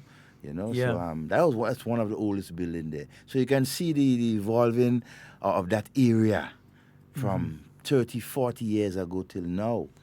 Where's the Silver Sands environmentalist? I see Deepo asking for him to talk about what's going on the wharf. Where's the Silver Sands environmentalist? He probably in Silver Sands having breakfast. It's possible. Still breakfast, Just now he might go for lunch. Call Silver Sands and ask for the extension where Deepo, actually, if you call Silver Sands, you might find him down there because, believe me, all of these folks, I mean, remember, when Sir Eric was going to do SGU, the same people that have their children getting doctorates down there right now, some of them were the ones that were fighting against Sir Eric bringing the SGU into Grenada. The children now have doctorates from the same university that they stood against. They now have university degrees, master's degrees, bachelor's degrees from the same university that they fought against and said, don't bring here. That contributes a significant figure to our national GDP. Because remember, it's not just the folks at the university, it's the people that offer housing off campus. And the people that making good money. $10,000 is small money for somebody to make who is offering housing to students if they have a significant building. And rental of vehicles. Rental of vehicles. Some people dealing, they sell them a vehicle at a low price and then they buy it back when they go in and fix it up and sell it to the next set of students that coming in and that kind of thing. And then offering different goods and services to them because they want to taste a bit of home. So you see they head down to IGA and they look inside there and they go down to independence agencies and so and they get some of the stuff like they want Haagen-Dazs ice cream and so they head down to IGA and they get that. You know, one of a thriving business that will go on there, small business but will thrive, a saloon and a both for men and women. They have that down there. Barber shop and female saloon. They have a few. And then Future Cuts down that side now, so don't get up. You can't go down in Future Cuts and get a haircut just so, you have to make an appointment. Wow. Yeah. Well, that's good. When you reach that situation where, they work by appointments. That you know that tells you. Yeah, they're dealing with appointments and so down there. And as for the saloons, I think there are one or two that offer services and so to both locals and non-nationals as well that offer services in the south of the island. So all of that, you're speaking about a multi-million-dollar industry that is around the St. George University. Yeah. And when you look at that, Silver Sands itself has created its own economy because now you have that significant number of farmers who are providing the foodstuff that's used in Silver Sand on a daily basis, and their contacts with the fishermen, so that the fish and so that they're able to offer is fresh. Yeah? And no, not man that walk up the beach and come and say, oh, you want to buy that? No, they're doing the things properly. Yeah? So that you have all those economy that's the economy that circles these different things. But some people try to give the impression, oh, they just give away Grenada. That's the impression some people trying to give them. They give away Grenada. So what they go do, man, because just now you're supposed to have more construction taking place, not at that Silver Sands, but other facilities and so. Yeah, other facilities. And remember, you have Kiwana Bay. I was just about to tell you, I had to take some time around that area and had a look at the construction and the view, the settings. Sheldon, we are that area down there is about to be transformed when it comes to that resort. Mm-hmm. I mean, when you look at it, and so where it's located at the bottom, and then how, brother, because the work that was, remember, we had the flamboyant. We had the flamboyant before, right? We had the flamboyant before. And with the flamboyant hotel, you had a particular structure, and so that was there from ever since. You know how old flamboyant was, from ever since. What they're doing now is something that's more akin to what you see at Sandals. Yeah. Some of the rooms, each of the rooms going to have a little pool in front and that sort of thing, and a totally new concept, a new design for that facility. And so I'm really looking forward to when that project comes on stream. It's an amazing project. Yeah. And also, Devon, I saw in the news, I saw that the Presbyterian Church is being rebuilt, $3 million. Yes, toilet. And they say 9 months to a year. Wow. 9 months to a year. So they had this sod turning. So by this time next year, the church is supposed to be open and operating. The bell is supposed to be ringing. Yeah. Again, as you know. The clock, I hope they preserve the clock properly. I know they preserve the organ. Yeah. I don't know if you ever seen the organ inside there, but it is a classical organ that they are. I don't know if there still are somebody that could play that. Who used to play that organ? Deepo, you might know. Who used to play the organ inside the Pentecostal church, the Presbyterian church? We're going to find out that. But they have a wonderful organ inside. I don't know if they still have an organist. They might have to send somebody to train now to play that organ, because it's not an easy thing. Not an easy thing. I mean, it's a unique old antique. Yeah. And over the years, you have seen the renovation and the enhancement of most of the major religious buildings, but in that the city. One But that one will stand out because of its location. Mm-hmm. It's closer to the seafront, and so it's a bit elevated, and so it's. And when it was a beautiful structure, though, the old structure it was. You see even the Anglican church being renovated, not fully completed, the Catholic, and so on. And these are landmark. What is missing, though, Sheldon, is the enhancement, right, of the old Parliament building. And so I know government has been working hard to ensure that, that building is being restored. It takes some time, and so, and sooner we'll see something being done. I think the thing with the old Parliament building is this. The structure itself has to be reinforced. It's going to cost a couple $1 million to restore that building. Mm-hmm. Because if you're going to maintain the original structure, you've actually got to build, I'm not an engineer, but you've got to build a sort of like a steel frame inside. So you've got to build a steel frame and attach it to what exists there right now. Yeah. You've also got to check the foundation that exists and see how you're going to, if the foundation needs any work done to it. And what is concerning too is that the amount of other building that surrounds, especially the bottom part of that structure, doing some work there. I mean, the costs in ensuring that no damage is being done structurally to the other buildings. Yeah. So it will take a lot and some very skilled engineering, you know, to... It's going to be interesting. And the thing is, I don't see a project in my mind. I'm not saying this is the government position or the official position. I'm saying what's in my mind. I don't see it as a project just for Knox House. No, the entire... That project should be for the entire complex going right down to the magistrates' courts. Exactly. So the magistrates' courts at the bottom, the registry and so on at the top. Everything. A project that encompasses all of that. But where do you shift them? You have to shift them from there during the period that is being done. Yeah. But securing the funding for that, because you ain't speaking no $3 million there. Oh, no, you're talking about at least $50 million. Yeah, you're speaking a couple $1 million well. And also, when those buildings were done, you hardly had cars in Grenada. Yeah. If you go into Knox House Yard right now, you see they have parking for the Prime Minister, they have parking for the Governor General and one or two, I think the Commissioner of Police or one or two people. They have parking spots there for them. But that's back in the days when was them small Hunter and them small car and them. Yeah. That they had parking space and there for. Volkswagen and them. Yeah, these little piece of car and them there. Hard as what, but little piece of car that they used to have.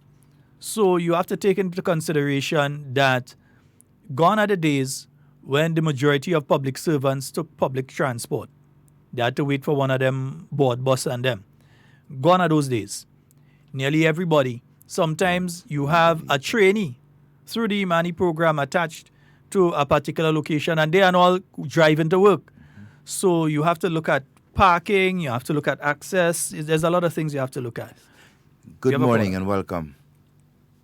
Good morning. Hello, good morning, gentlemen, Mr. Scott and Mr. Romain. Morning, sir. I heard you all mention the Parliament building in Tanzania. I went on a cruise. My daughter took me on a cruise to Cuba. And I saw the UNESCO site where they're trying to enhance that. I don't know. Is there any way Grenada could approach UNESCO to see if we can have the Parliament building as one of their preserved sites? That's my question, gentlemen. Have a blessed day. All right. Okay, thank you. I think that's one approach. The thing is that the amount of funding that you might need, I'm not sure if you get a little bit from UNESCO and you get from some other sources and that kind of thing. The thing is this, you have agencies here, NGOs, that are saying, do not tear down the building. Leave the building. We ain't care if it lean, we ain't care if earthquake fall and shake it and it fall down. Leave it. Don't touch it. And they're saying there were a lot of buildings around. But not once have I ever heard these NGOs who can also access funding to restore these buildings. I've never heard of them writing to anybody and getting funding to say, well, okay, here's what we've secured 200,000 US or we've secured 1 million US toward the building, toward rebuilding or refurbishing that building. Yeah, I've never heard that. No, and that's... But they say don't touch it. Yeah, they say don't touch it. And I'm sure, especially a non-governmental organization who has basically more direct link to these organizations like UNESCO and them, if they draw a proposal, for example, for 3 particular projects here in Grenada, like the library, the museum, and that the old Parliament building, I am sure, just like the caller mentioned in Cuba, they would be UNESCO designated areas, funded and maintained by UNESCO. All right, but hey, some of them prefer to look at the smaller things and make it big problems here in Grenada when they have things right here that can be used to their own advantage in propelling their own agenda. You know, get up on your hinds and get something done. Don't wait on only government You understand? To approach these organizations for funding. That is what you are there for. The other thing is use. And when I say use, what are you now going to use the building for? Because we've already established a new parliament with ample parking and all of that. Well, in fact, it's envied. I see Jamaica tend to be following us. So Jamaica see we get a parliament, so they had a thing now they're going and build a new parliament too. This is how we have a stadium, so they're going and build a new stadium too. If you ask me about that old parliament building, one of the things that I think you could designate that to is the museum. I tend to think there are other ideas for the museum. I ain't going to talk too much yet. But, that's just one a suggestion. Or, as you say... part of the court.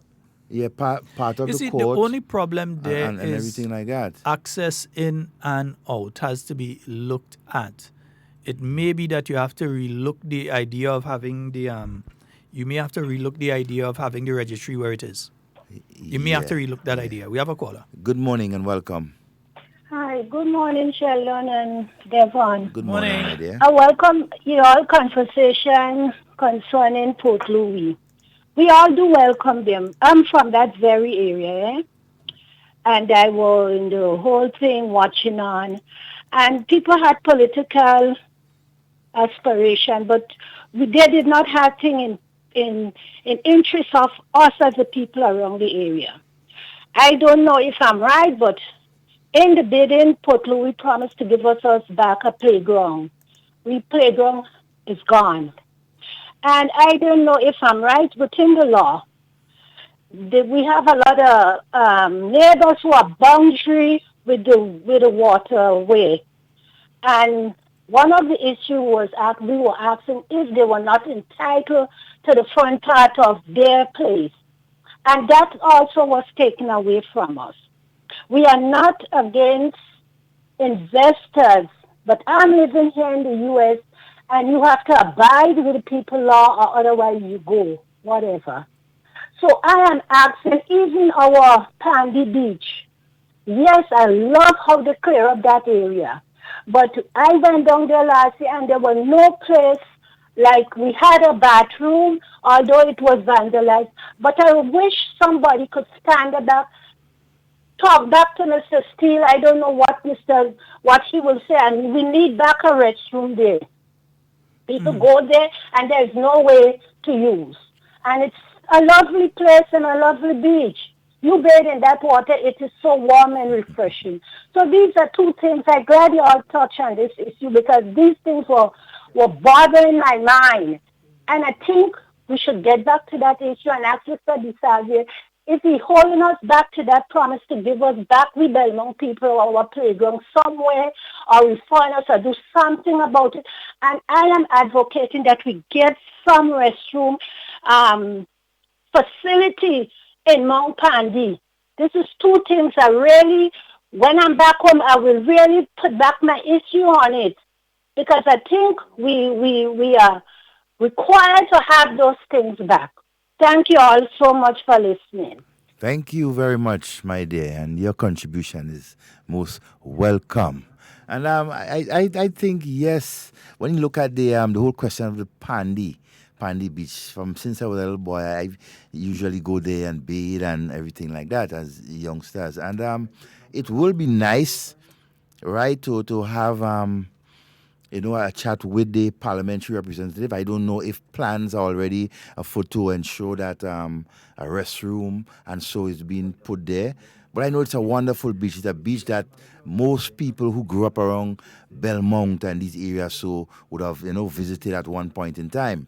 So I would really love to see, some sort of development. I don't know, again, what's the arrangement with Mr. DeSalvier as to where he is responsible for and what needs to be done. But I think the dialogue must continue, right, to ensure that all persons involved benefit, right, the citizens of this country, the business personnel and tourism, all right. So there has to be, continued negotiations to ensure, all these things. One or two things that I seem to remember that a plot of land was purchased in the Belmont area for a community center. Remember when the steel pan was relocated or so? So that plot of land is actually there. but it's not developed yet.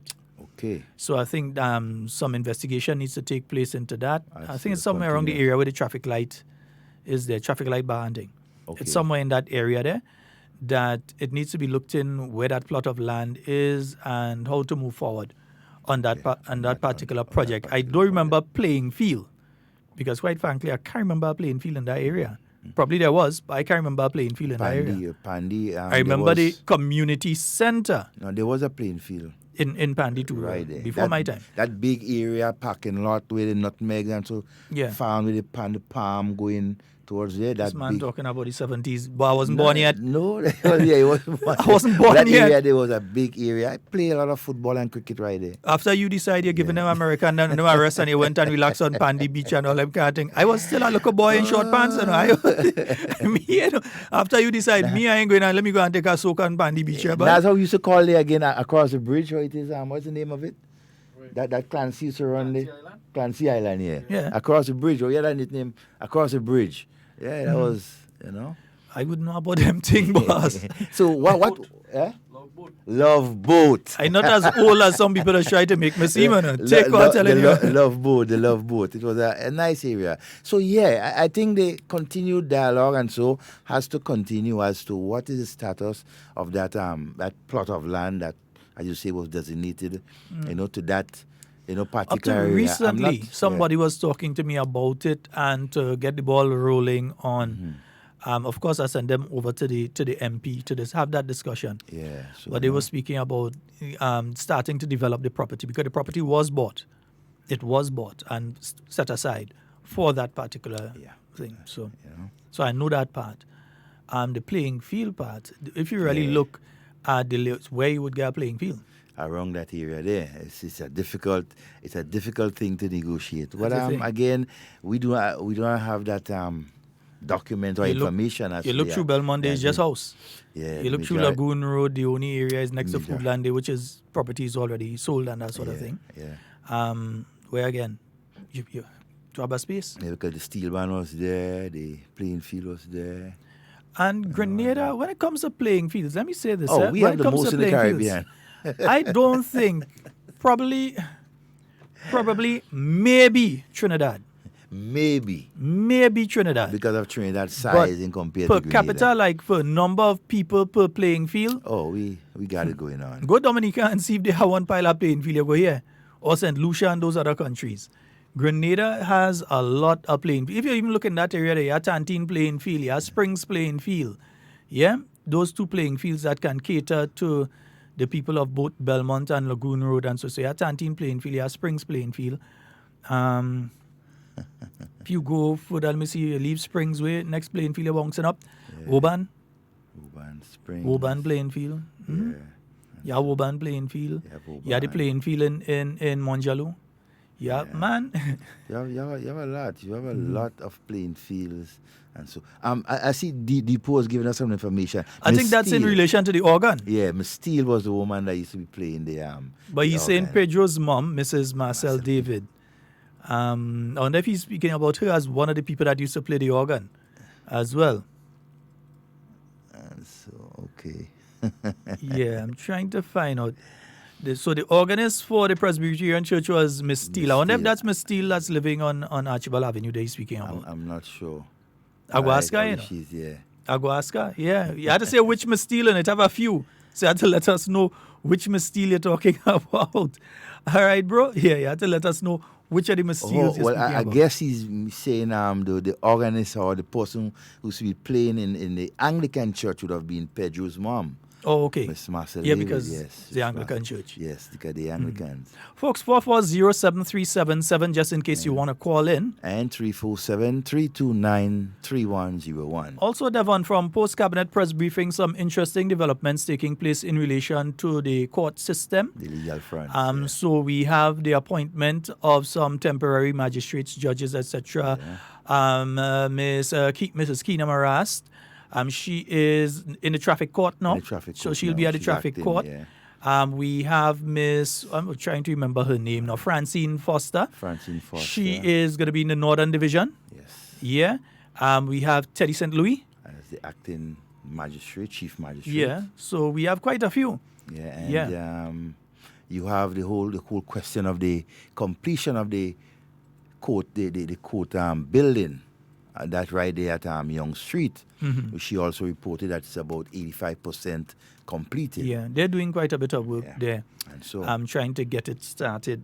that's good news. I think we have a call online. Good morning and welcome. Morning. Morning. The place here in Port Louis is called Ballast Ground.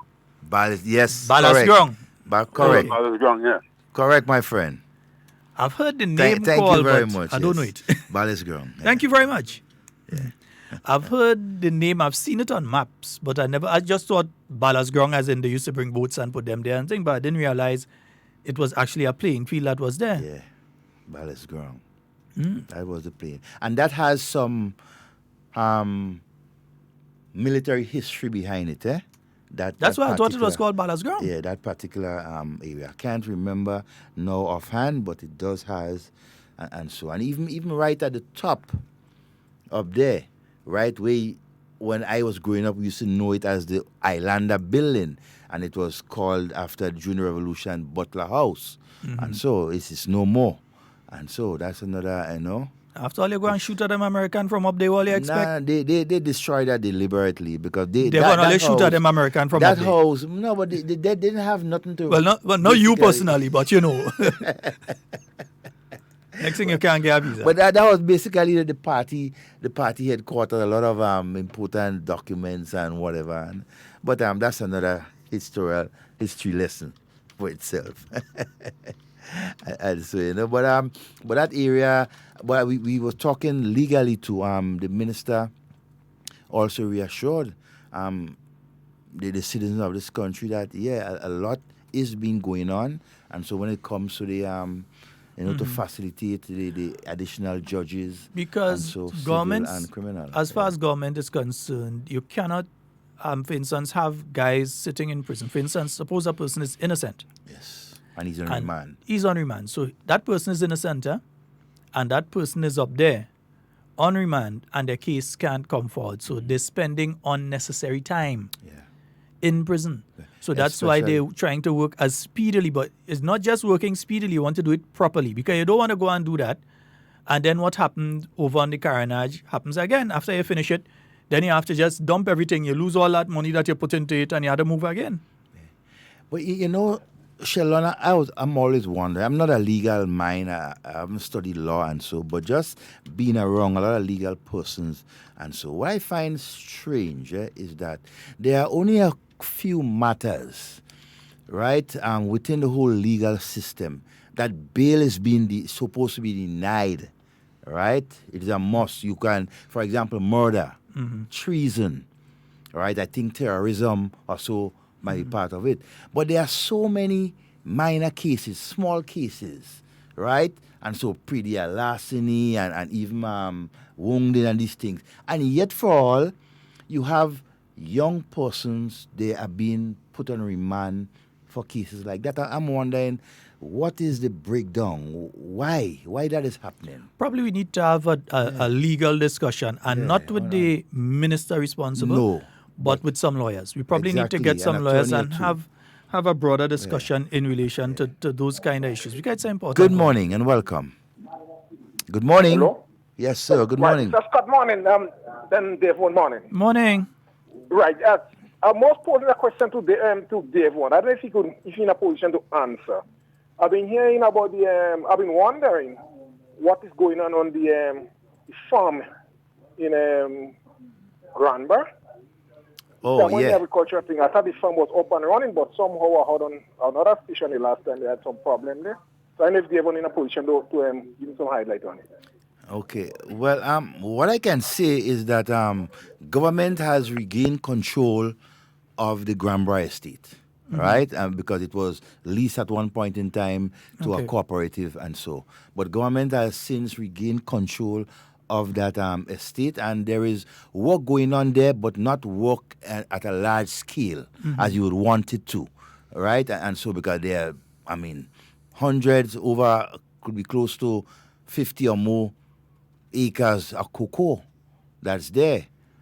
Banana, there are other fruit tree. There are a lot of things in the over 200 and something acres of land that, can be utilized. But I think at this point in time, government is looking at, based on the information I've got, getting a program with the young people, getting them involved in more. The young farmers. Yeah, the young farmers, and designating plots of land might not just be in Grand Bras, but other areas, government-run farms around in the island and so, all right? But as it is right now, not much as we would want to see happen on Grand Bras Estate is going on, and so, but there are work going on, there are workers there, and so keeping, everything. But I think much more can be done, and very soon we will see some much, developed work and so being done there. Okay. It's a very large estate.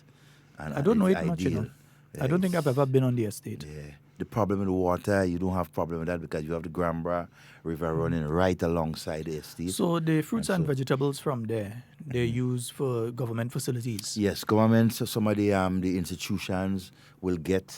even the school feeding program? But they have to do it in a more organized way, right? Once you know what is there, sometimes, they go and people from Ministry of Agriculture will go there and get and distribute. But I think that is one of the things that... You can probably speak to the Minister of Agriculture and get a clearer understanding of what is taking place there. Yeah, and because she's working hard. When it comes to agriculture, I must applaud Minister Yolande Bain Horsford. Right, and not she just water boots in the back of the van. Well, yeah, and I mean, she has been a farmer since, not just being in Ministry of Agriculture. She likes farming, right? She does a lot of flowers and so on, and everything like that. But her interest and her emphasis within agriculture at this point in time, it's amazing. And coming from, I don't really like to bring that in, coming from a woman. You understand? And so her interest in agriculture, right, has, surpassed a lot of other agricultural ministers, and so she's dedicated, I think, to agriculture, and over the last couple of months, and so she has been meeting with the different farmers, and so the different young farmers who want to go into the, buy products and everything like that. So she's on the right track, and I must compliment her for that, the energy she has. Put into agriculture, Devon, yesterday, we forgot to mention that the National Sustainable Development Plan, they had their meeting in Carriacou. And that was yesterday at 7 p.m. That would have taken place, or should have taken place, at the Carriacou Multipurpose Center. And we expect that the meeting for today is at the Petit Martinique Roman Catholic School. So we look forward to that meeting. For the people of Petit Martinique, yeah, good morning to each and every one of you. Yeah? Maxan, morning. So the Petit Martinique Roman Catholic School, that's for 7 p.m. today. Petit Martinique, one of your own is up there with you, Mr. Kennedy Roberts. He'll be up there with you this evening to discuss the way forward, giving you an insight into what they've put together thus far. And I dare say that the people of Petit Martinique, you need to come out and have your say in relation to this. Many times, under different organizations, not just government, under different organizations, they come up with a national plan without coming up with a Petit Martinique plan, without coming up with a Carriacou plan. So sometimes they come up with a national plan. This is what we're going to do on the national level. And they don't see if what they're saying for the national level is applicable to Petit Martinique. Because the economy of Petit Martinique is different. Exactly. The makeup of Petit Martinique is different. The transportation system in Petit Martinique is different. The communication system is different. Yeah? Even the price of gas is different. It's much cheaper in Petit Martinique. Much cheaper. I drive my car Petit Martinique and buy gas. You can't tell me no. That's not illegal. No. A lot of boatmen does that though. Yeah, so the thing is that Petit Martinique has to be taken in the context of Petit Martinique. Yes, you segue it in, you fit it in, you wedge it into the overall national plan. But the people of Petit Martinique, you need to have your say. You're being given the opportunity. Don't let it be a situation that the people on the mainland put together a plan for you in Petit Martinique. You in Petit Martinique have a say in it. And remember, it's a national sustainable development. So it's not just development to say, well, we're going to do something that will last for, look at 3-4 years, and then after that, no.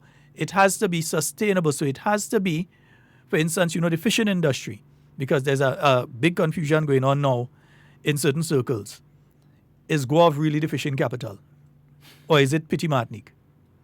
Considering the number of boats out at Petit Martinique and the number of people engaged in the trade, is it Guelph that's the fishing capital or Petit Martinique that's the fishing capital?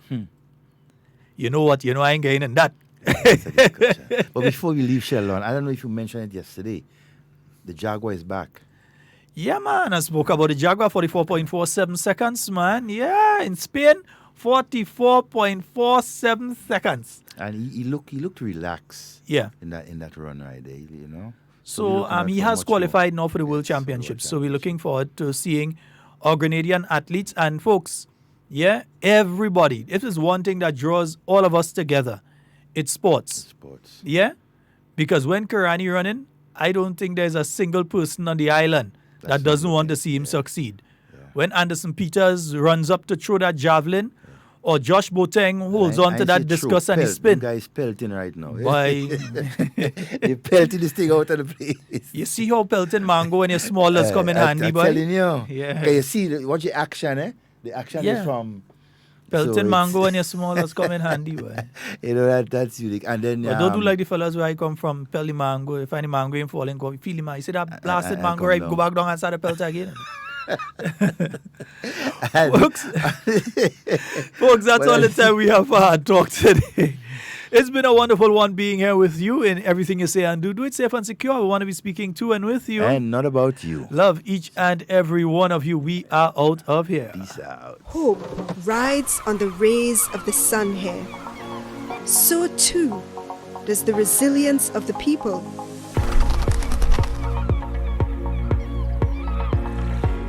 But in the battle against climate change, will hope and resilience be enough when the lives of those who contribute the least feel the brunt of its effects?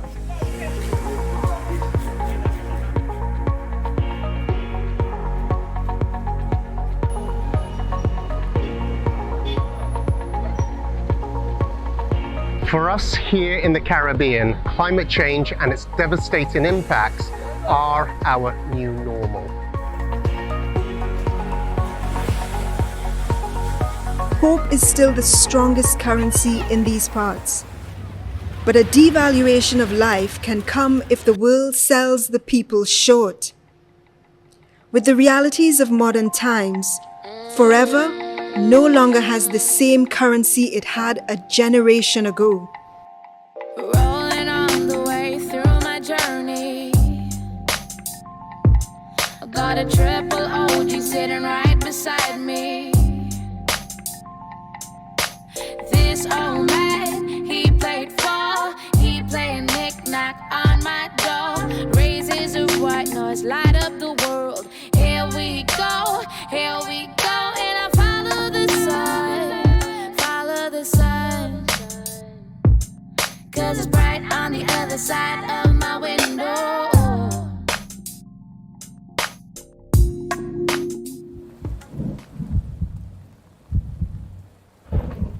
In Grenada, like in many places in the Caribbean, there are continuing concerns about rising temperatures and the increasing frequency of storms. In growing up as a young girl on the Carriacou, the changes, I always tell them the major change started with Hurricane Janet, September. September is a very terrible month for Grenada with hurricanes. Price of progress is always very high. And to me, the whole environmental problem in the Caribbean and in particular in Grenada come with the price of progress. The country was devastated, almost complete devastation. In some villages, first of all, every village in Dominica, every street, every cranny, every person in Dominica was impacted by the hurricane.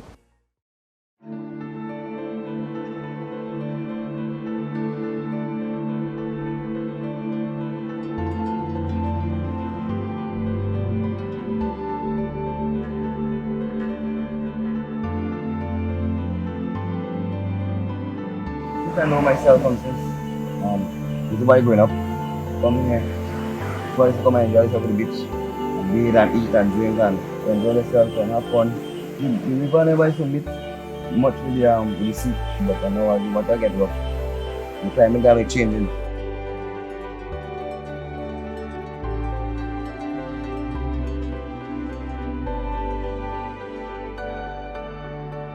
People here have created their own way of life, overcoming great challenges over the centuries. They are at one with nature, and nature is at one with them.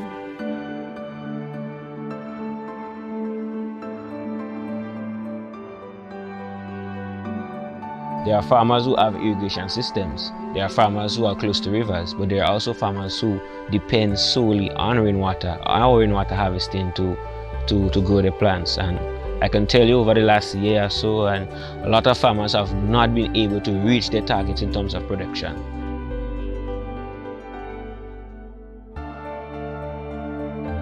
They followed the sun and the moon and the stars to maintain their livelihoods.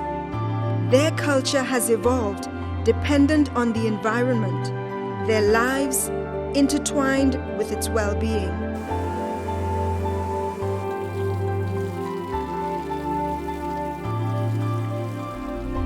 We have no choice as a region but to pursue climate-smart development.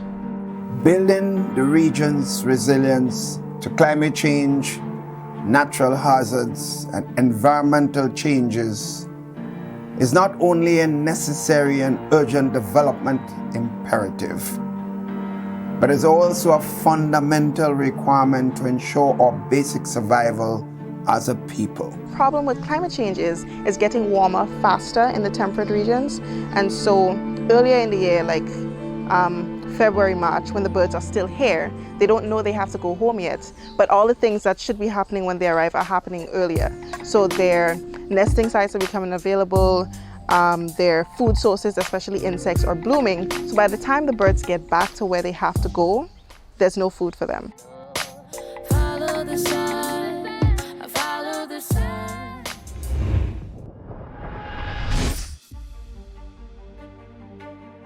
Water fuels life here. Above as below, without adaptation, much is at stake. Maybe the lives here can be the hope and the light the world needs to make a change before it's too late.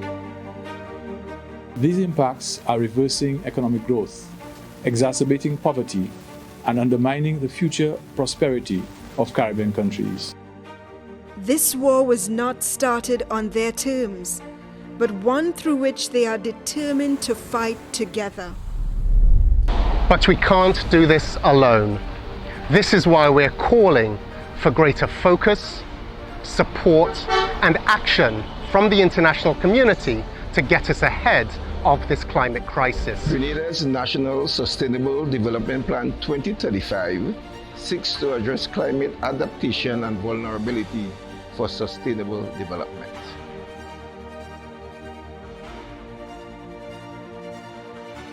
Being on the front line in the war against climate change, Caribbean countries are pushed into action and are finding ways to overcome the challenges.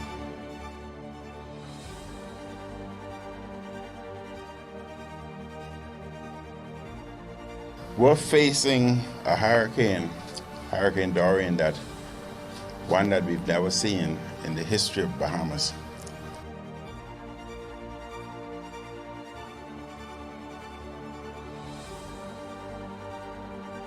I just want to say that as a physician, I've been trained to withstand many things, but never anything like this. We preserve, we protect, and we promote. Adaptation done right safeguards our economies and builds a better future for us all. The choice is clear. Delay and pay, or plan and prosper.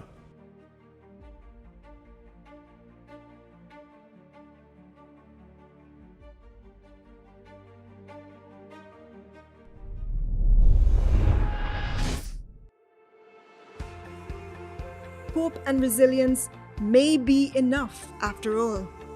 Governments, communities, and businesses are working together in this changing reality to adapt and build a stronger Caribbean as the world's first climate-smart zone. Investing in adaptation measures is not a cost, it is an opportunity. It is an opportunity to realign our lifestyles and our economies to respect that delicate balance that maintains life on Earth. Accelerating adaptation would enable us to get ahead of the climate crisis and stay there. In Grenada, they're embarking on a bold plan to build the first climate-smart city in the Caribbean. If carbon emissions are not capped, if the sea levels and temperatures continue to rise, if we do not act now, all hope will be lost. The time for action is now. The choice is clear. The choice is clear. Adapt our world. With fresh investments in people and infrastructure, with development tied to the sustenance of the environment, with strengthening policies and greater awareness, we can accelerate adaptation and save our world. So join us as we adapt our world. The choice is clear. Adapt our world. Adapt our world!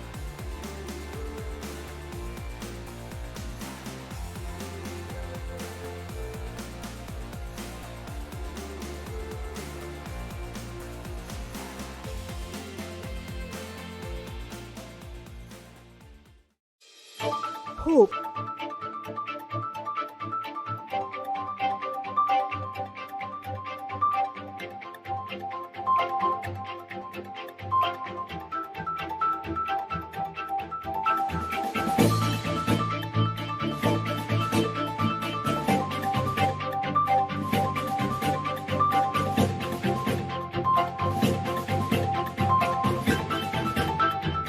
ECCB official says contribution of CBI to construction cannot be left out from GDP data. Details to this story and more in the National Report.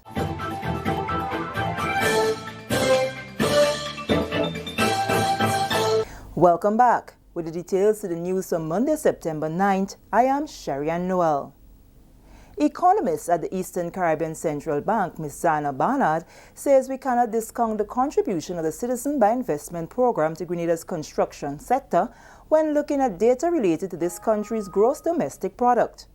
Ms. Barnard, who was speaking during the launch of the Fiscal Responsibility Oversight Committee report on Friday, was responding to suggestions by some that the contribution from the construction sector should not be included in GDP data, because much of it is related to the CBI.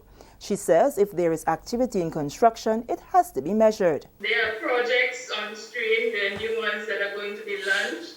People are being employed, people are earning incomes from the construction sector. So, definitely that amount of activity has to be included. The question is whether it is sustainable.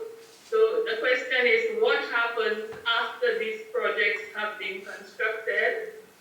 What will happen to the employment of persons employed?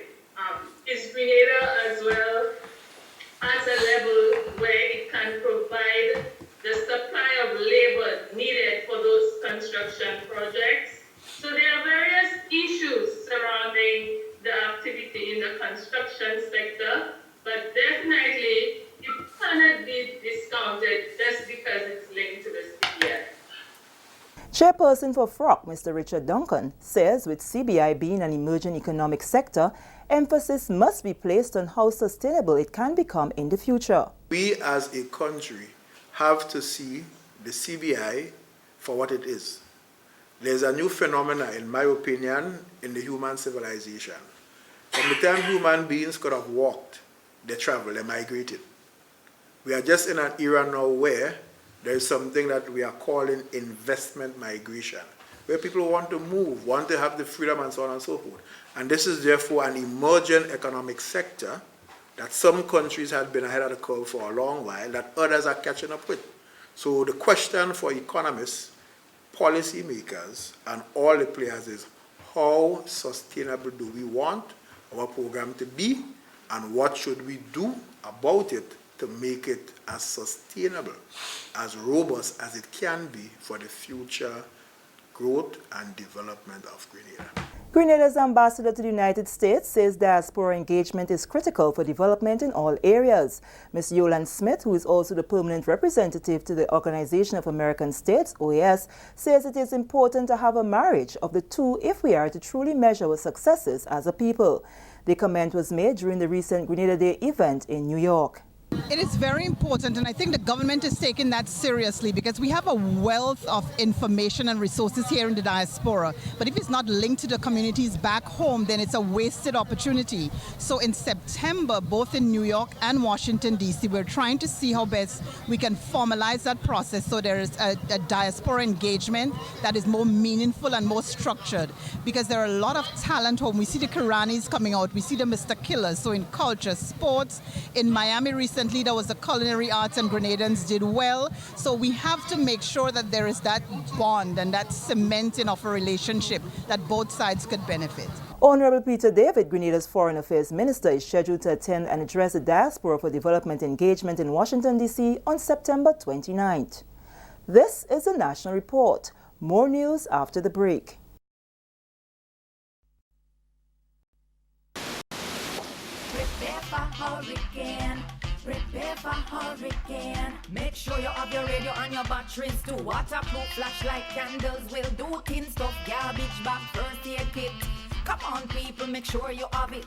Clean water in a container and a hurricane plan. Hear me no man. Hurricane damage is beyond your control. Surviving the aftermath is up to you. Have a hurricane plan. It can save your life and your family too. Prepare for hurricane. Your hair, prepare for hurricane. Welcome back. The Ministry of Social Development, Housing and Community Empowerment hosted a consultation on Monday to present and discuss the findings of a situational analysis of the elderly in Grenada. It was conducted by the ministry partnering with the Pan American Health Organization. It is born out of the ministry's desire to place greater emphasis on human and community development and social inclusion. More details from Delroy Louisa. The situational analysis is intended to examine existing programs and policies that address the needs of the aging population in Grenada. At the stakeholder consultation held at the Grenada National Stadium on Monday, Permanent Secretary in the Ministry of Social Development, Housing and Community Empowerment, Mrs. Veronica Charles, while delivering remarks on behalf of Minister Delma Thomas, noted that the value of any nation will be judged based on the treatment given to its senior citizens. She says these individuals have laid the foundation of our nation and as such need to be recognized for their significant contributions. Today's activity represents an important aspect of a process that will aid with the creation of an enabling environment to better serve our elderly citizens.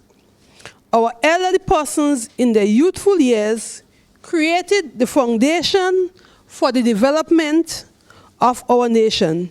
Therefore, we owe it to them to take care of their physical, mental, spiritual, social, and economic needs. The research began weeks ago, acquiring information through interviews and focus group discussions.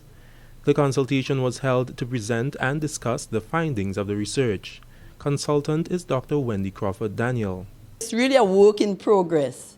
So this consultation is an extremely important aspect of what we're doing, because here we are getting your input as to a number of areas which we will be discussing as we go. So the objectives of the situational analysis that we are currently undertaking, of which this consultation is a very important aspect, is to identify the challenges and gaps in delivery of services and programs for the elderly in Grenada, and to recommend specific strategies and policy issues to address the needs of the elderly.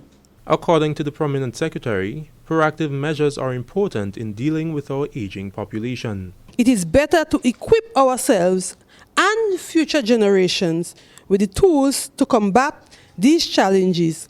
Let us see the years ahead as an opportunity to adjust to the changes so as to move forward and to be prepared as a nation.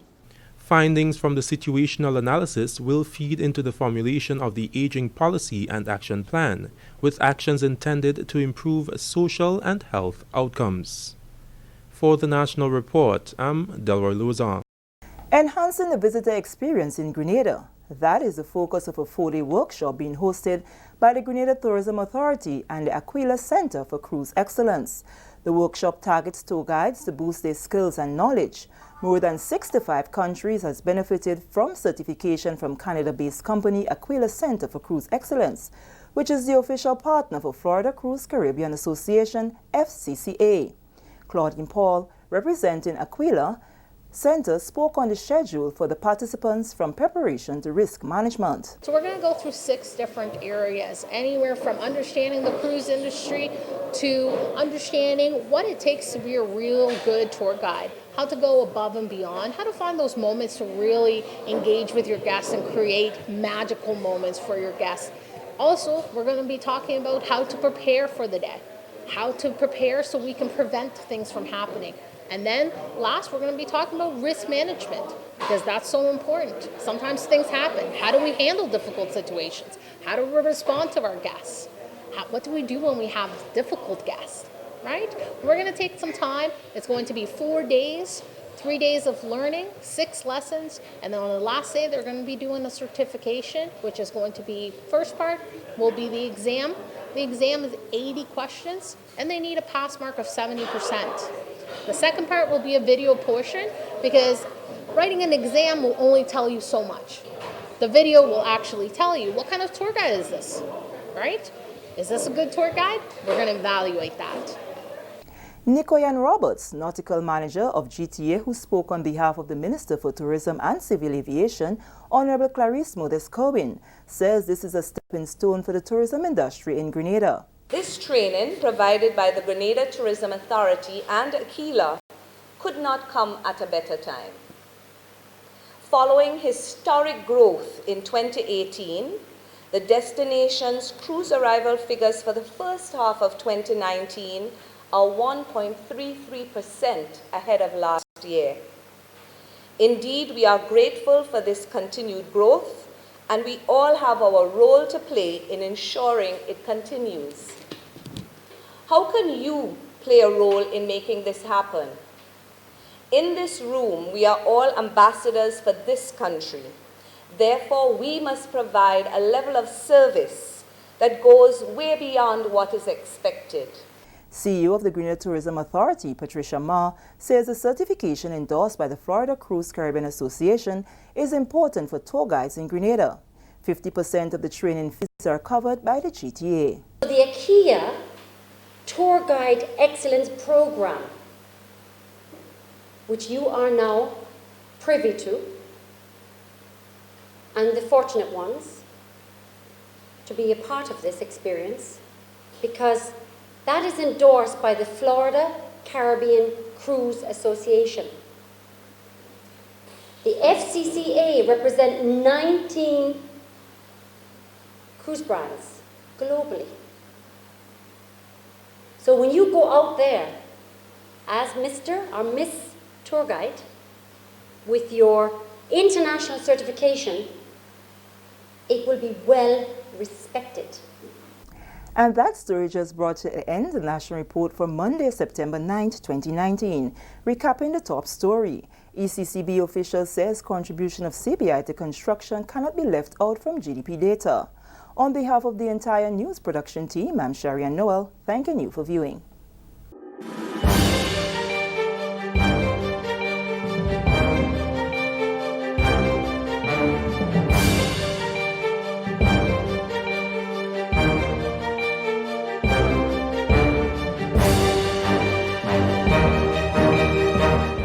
you want to stay married, divorce speed.